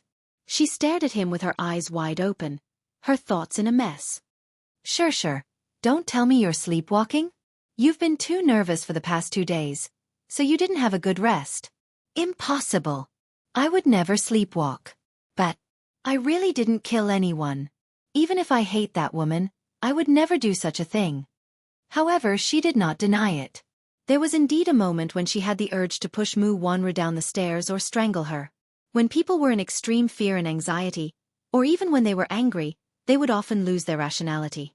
However, that was also a legitimate defense. If she did not do that, she might have died in Mu Wanru's hands. Moreover, the truth was that Mu Wanru wanted to pull her down the stairs and jump off the building. At most it was suicide. She did not kill her. It was not even considered manslaughter.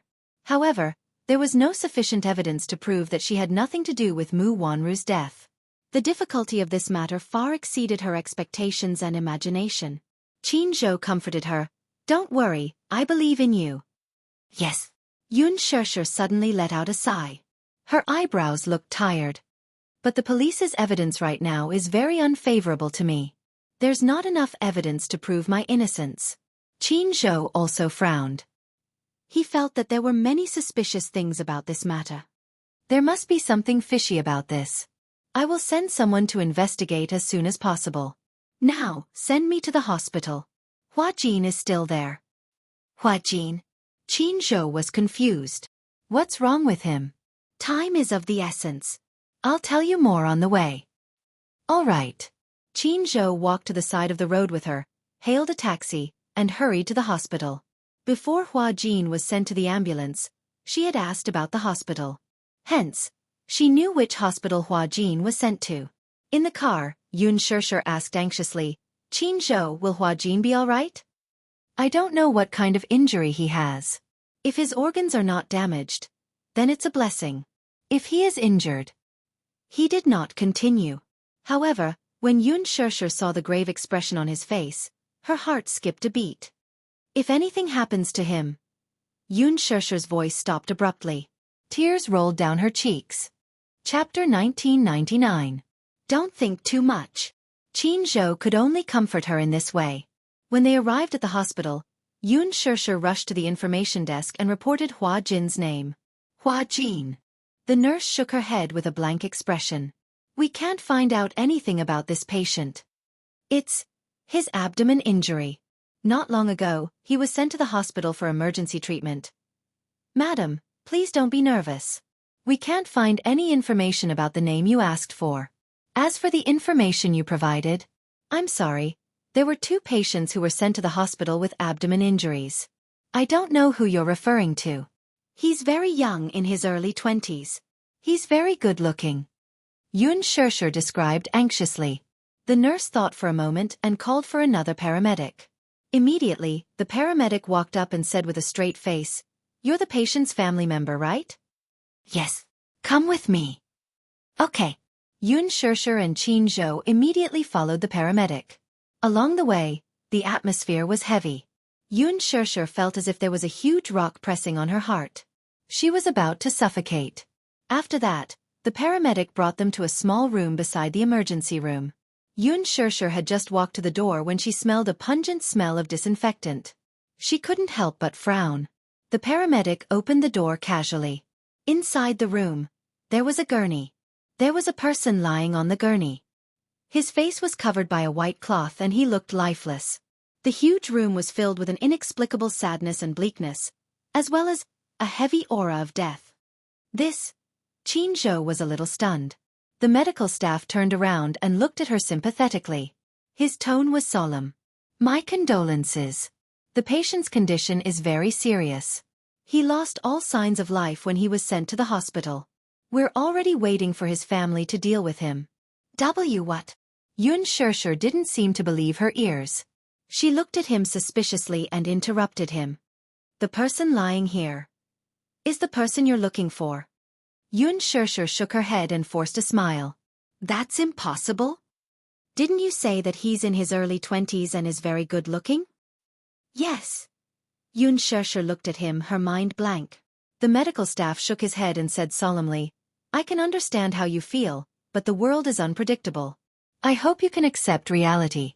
My condolences." Impossible. Xianxia couldn't accept the reality. Her eyes widened and tears gushed out. "He can't be dead.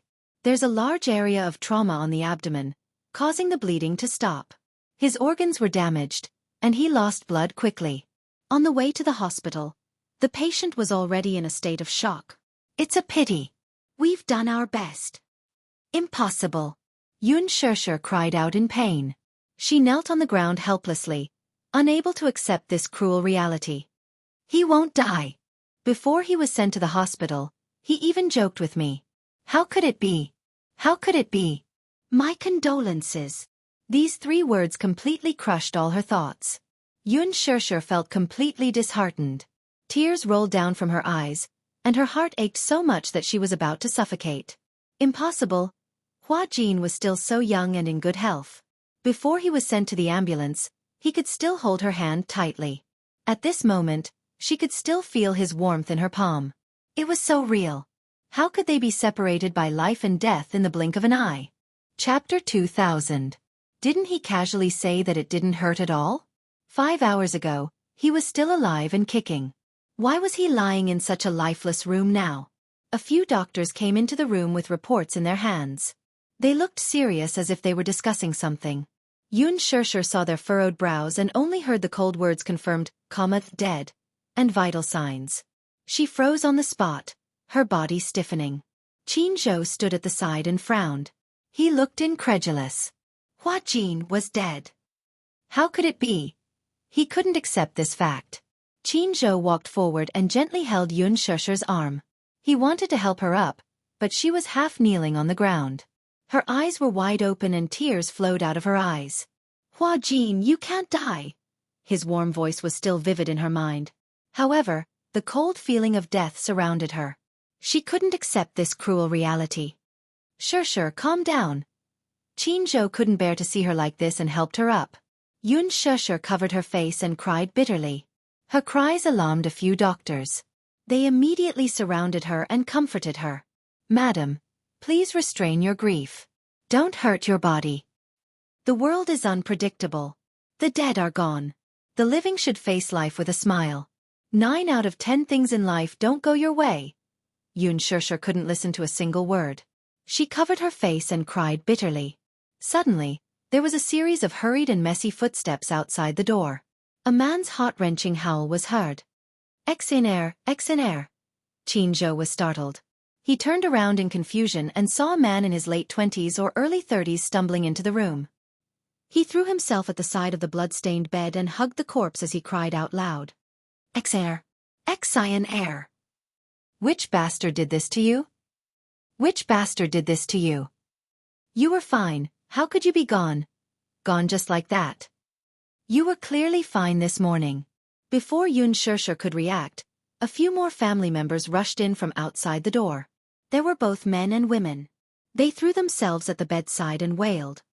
Xian, daughter. My good daughter. Don't die, you can't die.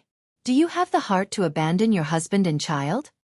Xianxia and Qianzhou were completely stunned by the deafening cries. This was especially so for Xianxia. 2 streams of tears were still hanging on her face. For a moment, she didn't know whether to continue crying or to stop and observe the situation first. Xian? What Xian? He must have mistaken the corpse for someone else. Xianxia and Qianzhou looked at each other awkwardly. Just as they were in a daze, the man who had rushed in first suddenly stood up agitatedly, turned around, and glared fiercely at Qianzhou. He then strode forward and grabbed the latter's collar. Qianzhou was even more confused. He frowned and glared at him. What are you doing? Is it you? Is it you? Are you the one who killed my Xian? The man was so agitated that he spat saliva all over Qianzhou's face. Qianzhou didn't know whether to laugh or cry. I don't know what you're talking about. What Xian? Chapter 2001. A few doctors rushed over to help. Sir, please calm down. I think you've misunderstood. This gentleman isn't the culprit who stabbed your wife. That culprit is also injured, but he's being interrogated in the police station now. The man realized that it was a misunderstanding and immediately let go of Qianzhou. He smiled apologetically at him. Qianzhou tidied up his crumpled shirt and glanced at the bed. His anger had yet to subside. He suppressed his displeasure and asked calmly, Is the person on the bed your wife? Yes, you are. Xianxia had a strange expression on her face. She was immediately speechless. She walked over and carefully lifted the white cloth. From the corner of her eye, she caught a glimpse of the deceased's long hair. She heaved a sigh of relief and covered her face again. What are you doing? The man's face was livid. He pushed her away and glared at her. He was obviously furious at her rude behavior. I'm sorry. It's a misunderstanding. A misunderstanding? A woman's awkward voice came from outside the door. Chairman Xianxia, what are you doing? Xianxia and Qianzhou turned their heads in unison, only to see Hua Jin's manager looking at them in bewilderment. Yuqi. Qianzhou was also shocked. You? Yuqi glanced at the corpse in the ward and speechlessly twitched the corner of her lips. She let out a few awkward laughs. Don't tell me you've got the wrong person? Half an hour later, in the intensive care unit, Hua Jin lay quietly on the bed. His face was pale and his skin was sickly thin. His eyes were tightly shut. His handsome and beautiful face, at this moment, did not have a trace of life due to excessive blood loss. He was very thin. Usually, he could hide it with makeup. Now, without all the adornments, his thin face was exposed. He was too thin.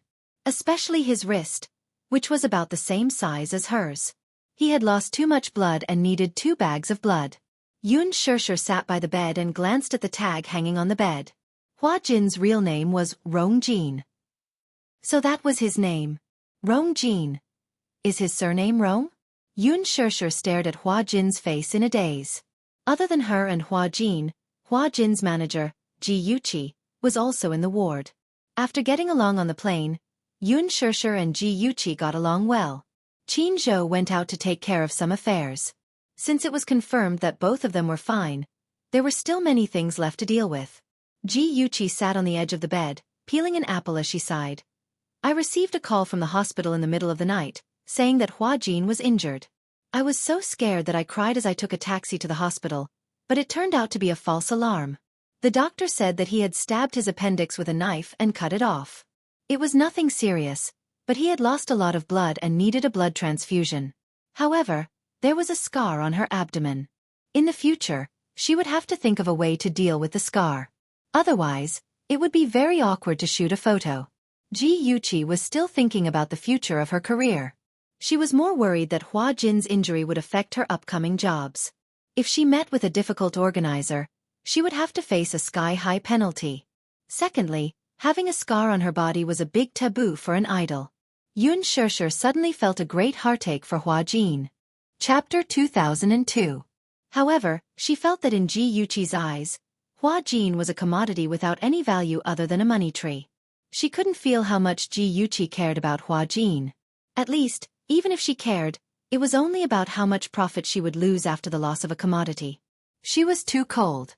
From the moment she entered the ward until now, what Jianghu mentioned the most was the series of losses brought about by Hua Jin's injury. In fact, in Jianghu's eyes, Xianxia was a problem. To Hua Jin, she was a problem. To her, she was even more of a problem. Earlier on, when Hua Jin revealed his longing and yearning for Xianxia, she had ruthlessly interrupted Hua Jin's thoughts.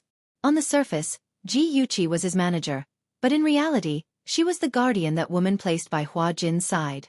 She monitored Hua Jin's every move. Hence, she was extremely guarded against Xianxia. Xianxia suddenly asked, "What's the situation with Xianxia just now?"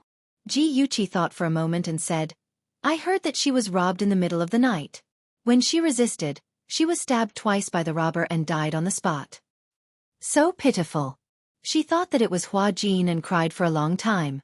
In the end, she got the wrong person and made a mistake. Luckily, Hua Jin didn't see this scene. Otherwise, he would definitely laugh at her like an idiot. The apple was peeled, cut into pieces, and placed on a plate. Jianghu wiped her fingers with a wet tissue and looked up. Her face had returned to its usual cold expression. Sure, I want to talk to you about something. As for me, I hope you can keep a distance from Hua Jin. As Jianghu spoke, she placed the plate on the table and looked at her warily. You're too close to him. Xianxia was stunned for a moment. She looked at her questioningly and curled her lips. What do you mean by that? I know. It's Hua Jin who has been trying to get close to you. However, you should also know that a child like Hua Jin is still immature. He has no idea what kind of price he would have to pay for doing such a thing. Xianxia suddenly interrupted her coldly. I don't know what you're talking about. Then I'll be straightforward. Jianghu suddenly raised her eyebrows and smiled deeply.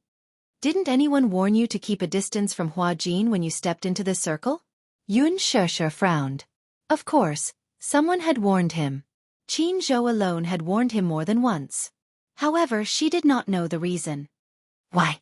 Because, if you get too close to him, you'll hurt him and yourself, Jianghu said honestly. Shut up. Hua Jin's irritated scolding suddenly came from the bed. Jianghu and Xianxia were startled and looked at the bed together. Hua Jin, you're awake. You're awake. They asked almost in unison. Hua Jin had woken up unknowingly. He slowly opened his eyes and glanced coldly at Jianghu from the corner of his eyes. However, there was a look of disgust in his eyes. It was an inexplicable hostility. It was obvious that Hua Jin and Jianghu did not have a good relationship. Most artists and managers, even if they were not as close as family, would at least get along well with each other. From the plane ride, it was obvious that Hua Jin was quite cold towards Jianghu. Sometimes, when he spoke to her, He was very impatient. It was as if he did not hear her words. Chapter 2003. Hua Jin wanted to get up, but Xianxia stopped him immediately. You can't move yet.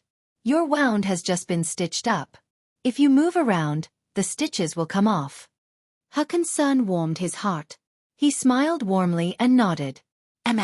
I'll listen to you. He was as obedient as a little lamb.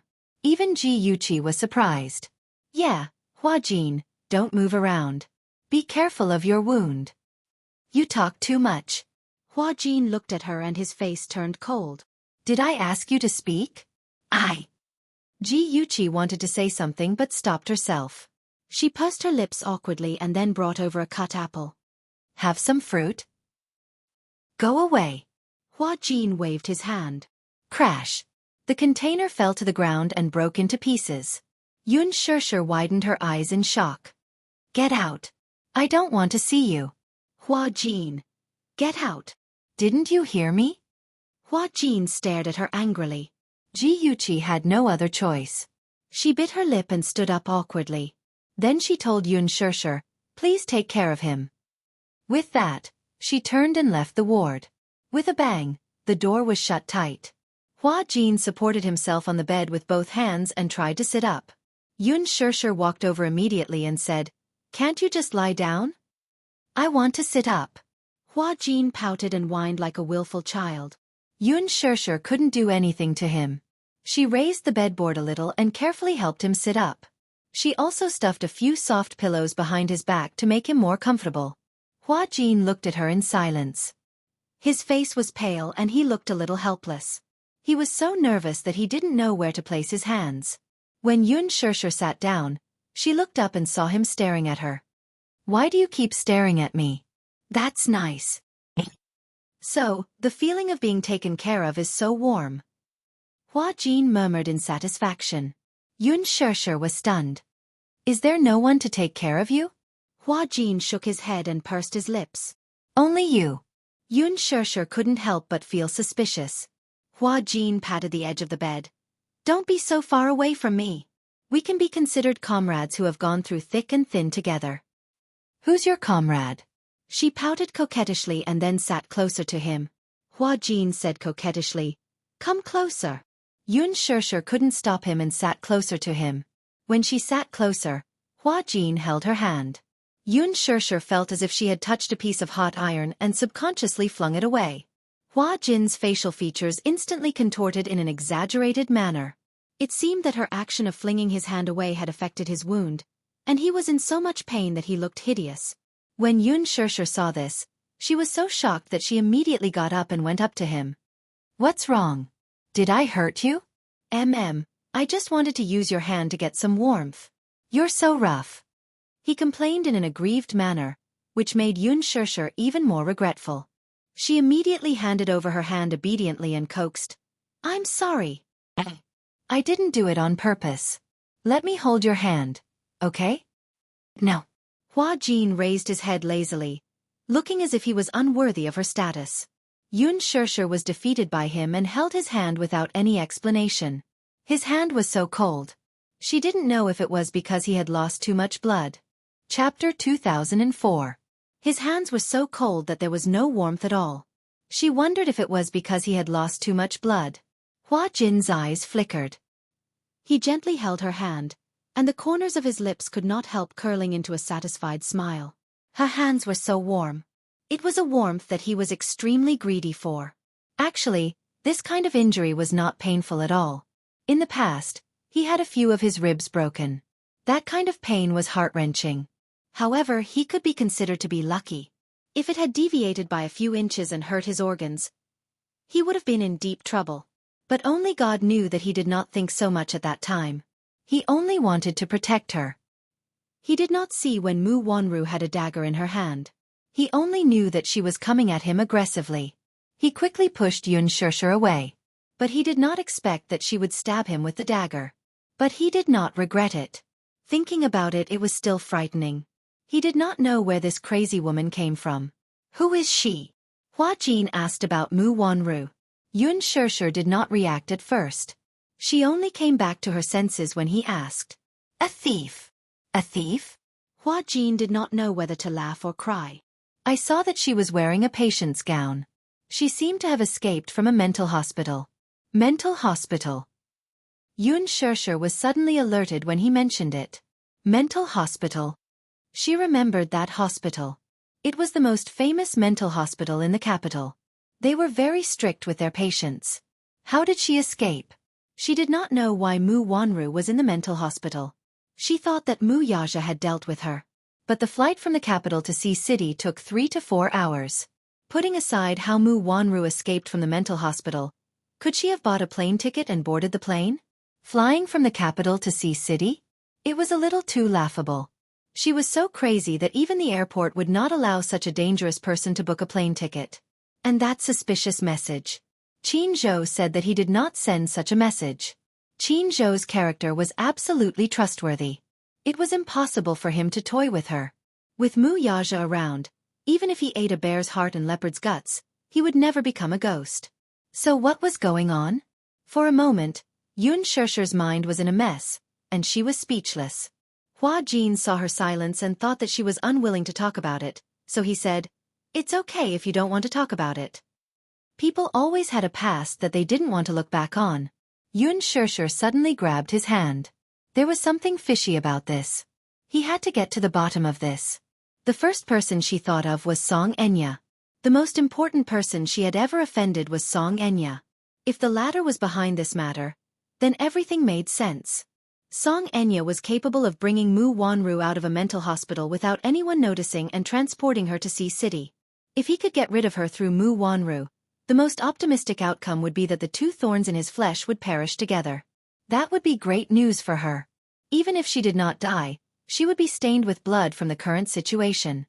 Now that she was suspected of murder, and there was no reasonable evidence to prove her innocence, she did not know if Hua Jin's testimony could save her any leeway. Chapter 2005. However, the disdain on her had not been removed, and she was still on bail pending trial. Xianxia was a little worried. If the news were to spread, the media would not know how to publicize this matter. Those unscrupulous reporters, who knew how to distort the story. What about Mu Yaja?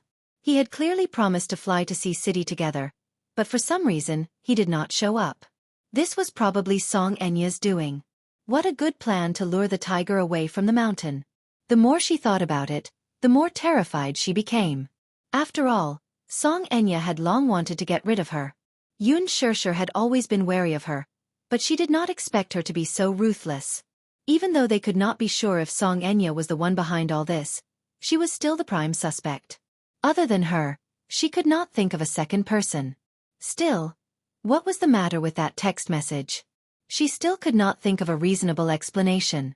Could it be that someone had hacked Qin Zhou's phone IP and sent the text message, then quickly erased the data? She had removed something on this level before. If it was a skilled hacker, it would be easy for them to do such a thing. Had it not been reported on the internet before? The more Xianxia thought about it, the more her head hurt. She gently knitted her brows, exhausted. She had not slept well last night, and after going through a series of events, she was exhausted. Hua Jin's heart ached when he saw her tired look. He gently caressed her face. Sure. Do you want to sleep for a while? You don't look good. Xianxia shook her head. I'm not tired. I'll accompany you. She looked up at Hua Jin and smiled. Today, thank you.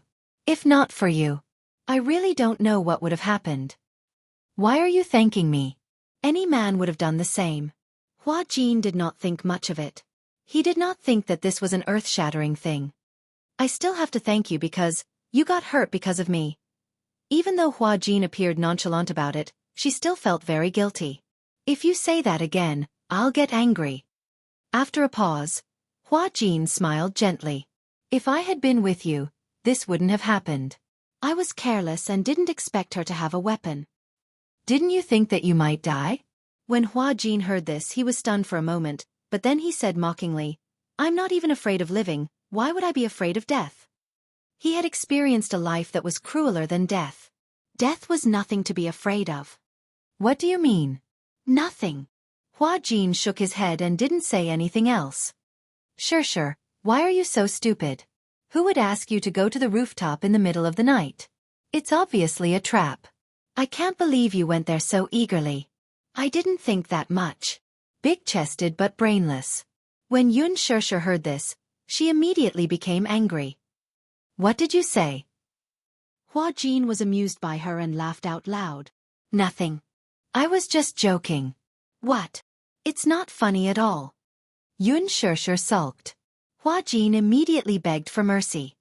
Okay, don't be angry. I said the wrong thing. There was a moment of silence in the ward. Only the beeping sound of the machine could be heard. Xianxia suddenly broke the silence and asked carefully, Actually, what you told me about your background, you weren't joking with me, right? Chapter 2006. Xianxia suddenly asked the question that was bothering her as she looked at him quizzically. Hua Jin was stunned. In an instant, his face turned ashen. Xianxia was at a loss for what to do when she saw his face turn ugly. She did not know what she had said that had stabbed him. It's probably because you're too close to me and something bad will happen. Hua Jin lowered his eyelashes in disappointment. He bit his lip and said, Maybe. I'm too selfish and didn't care about this. But. He looked up and said seriously, Do you know? I like being with you. A look of surprise appeared in Xianxia's eyes. Don't misunderstand. I don't mean anything else. I said that I like being with you because you give me the warmth of a family. As Hua Jin spoke, he smiled slightly, but his tone was extremely lonely. I'm very greedy for this warmth because this warmth is unprecedented, so, Hua Jin. There was a hint of bitterness in Hua Jin's smile as he said seriously, Maybe you should keep a distance from me. At least before I cut ties with that woman. That woman? Could that woman be the sugar daddy behind Hua Jin that Wuxia had mentioned to her before? Hua Jin glanced at Xianxia and saw through her thoughts. He was extremely meticulous, more so than ordinary men. Hence, he quickly realized what Xianxia was suspecting. I know that there are too many rumors about me in the industry. Some are groundless, but some are the truth. Xianxia looked at him with a deep gaze. The background I told you before is all real. Real. It's not a joke, but I'm afraid that if you know about my past, you'll think that I'm dirty. Hua Jin shrunk his shoulders helplessly. His bloodless lips were dry and cracked like the dry earth. How can that be? Xianxia smiled. I don't think you're dirty. The past is the past. Who doesn't have a past? Really? Hua Jin's eyes shone with surprise and joy.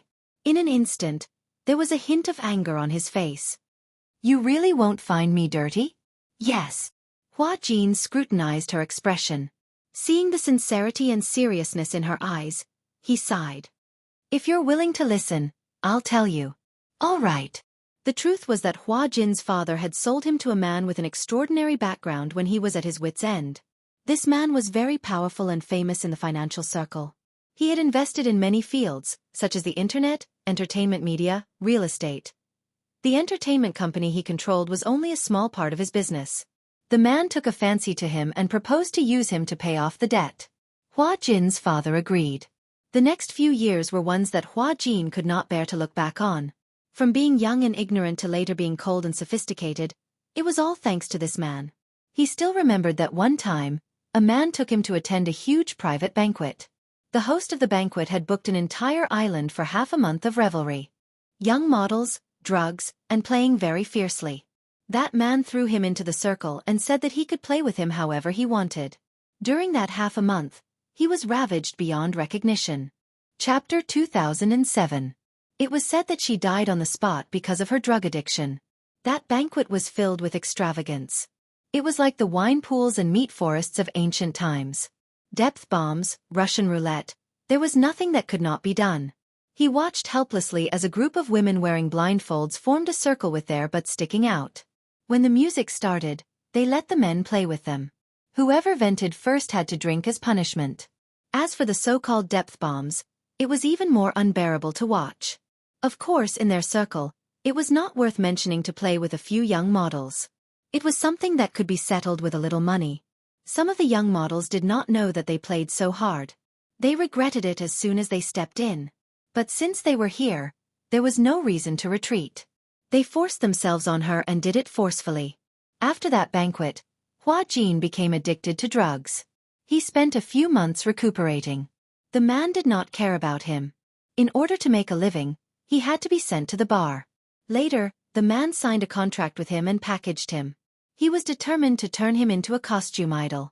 Probably because he saw him as a money tree, or maybe because he was tired of him, the man did not touch him after that. Half a year after his debut, he met the woman called Xianxia. In fact, Hua Jin did not know the full name of this woman. He only knew that she had an extraordinary background. He heard that she was related to the Jianghu. Her family was prominent and the group behind her could be said to be an astonishingly powerful family. The appearance of this woman, in a sense, saved him from the dark circle. However, in another sense, he was trapped in a cage like a canary and could not be coveted by anyone. She liked him very much. Hua Jin thought that it was probably his beautiful appearance that attracted her. Or maybe it was his sweet words that made her addicted. Until now, any female star who got close to him or wanted to use his fame to create hype had been banned by her. To her, banning was just a matter of a sentence. But for those female celebrities, it was apocalyptic. From then on, any female star who saw him would avoid him as if he was a monster. Even though they were on the same set, she couldn't wait to be separated from him by a galaxy. Hua Jin glanced at her cautiously and gave a self-deprecating laugh. Isn't it funny? I'm like a commodity. To put it bluntly, even I feel that my body is extremely dirty. Don't say that. When Xianxia heard this, her mood was extremely complicated. Heartache, shock, heartache. All sorts of emotions welled up in his heart. It turned out that what he said that day was not a joke at all. How he had opened his wound and shown it to her. How he had smiled lightly and said, "I was just joking with you. Will you hate me?" Hua Jin was terrified. He didn't want to say these things. These scars had been compressed for many years and had long festered. But he just wanted to let her know that he was willing to open up his past and show it to her. However, what he was even more afraid of was that after saying all this, what he was met with was her avoidance and avoidance. Xianxia shook her head. She sympathized with him and her heart ached for him. But she didn't think that he was as dirty as he said. The dirtiest thing was no one's heart, wasn't it? Chapter 2008. Have you never thought of leaving this industry? Yes, I have. Hua Jin said honestly. Then why? I can't escape. Hua Jin lowered his head and closed his eyes. He seemed to be disappointed and helpless. I can't escape. How can that be? Xianxia did not think so. She stared at Hua Jin's lonely expression and felt sorry for him. She wanted to say something, but Hua Jin cut her off. Sure, you don't understand this industry at all. It's materialistic and indulgent. Since ancient times, people in our line of work have been called entertainers and have always been reduced to playthings in the hands of the rich and powerful. Otherwise, don't step into this industry. Once you step into it, you can only climb up and there's no way out. That is, unless you have a very powerful financial backer behind you to protect you. But you're different. Acting is your pastime. You don't make a living out of it. Moreover, you have the Mu group behind you. You don't have to worry about anyone attacking you. Hua Jin suddenly smiled, but his eyes were full of bitterness. Sure. Do you know how many people I've offended all these years? If I leave this protection, I'll definitely be skinned alive by those people. Originally, I wasn't afraid. But now I want to survive. Xianxia was even more confused. From Hua Jin's explanation, Xianxia could vaguely sense that the backer behind him was very powerful. She also realized that Hua Jin was now in a dangerous situation and was in a dilemma. Other than his backer, no one could protect him.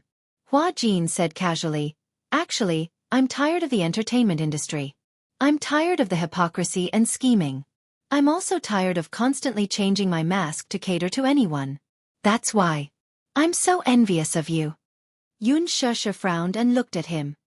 "Do you want to leave the entertainment industry?" "Huh. If you want to leave, I'll think of a way." Hua Jin was stunned. "You'll think of a way?" "Yes. I will think of a way to protect you." Hua Jin was stunned for a long time. Suddenly, he shook his head and said helplessly, Sure, don't joke around. Don't make trouble for yourself." "I've never thought of it as a problem." Xianxia said seriously, "Hua Jin, if you really want to leave, I'll help you." Hua Jin gently nodded. However, he did not really believe that Xianxia had a way to get him out of this circle. However, he accepted her kind intentions. Airport. It was 6 o'clock in the morning when the plane landed. Last night's flight was supposed to take off at 7 o'clock. However, due to the weather, a large number of flights were delayed, and the warning was upgraded to orange. Private jets couldn't even start flights. Generally speaking, private jets couldn't fly whenever they wanted. If they had a flight plan, they had to submit an application to the airport's air traffic control a week in advance, and the flight would take place a week later. Due to the weather and many other dangerous factors, Min Yu's emergency flight was rejected. He couldn't book a first-class ticket. Hence, a certain man who had always traveled first class had to experience life in the economy class. Min Yu suggested that if the flight took off at 2 o'clock in the morning, it would be at least 6 o'clock in the morning when it landed in Sea City. Since that was the case, he might as well wait for Xianxia's flight in the capital. Mu Yaja rejected him coldly. He was worried.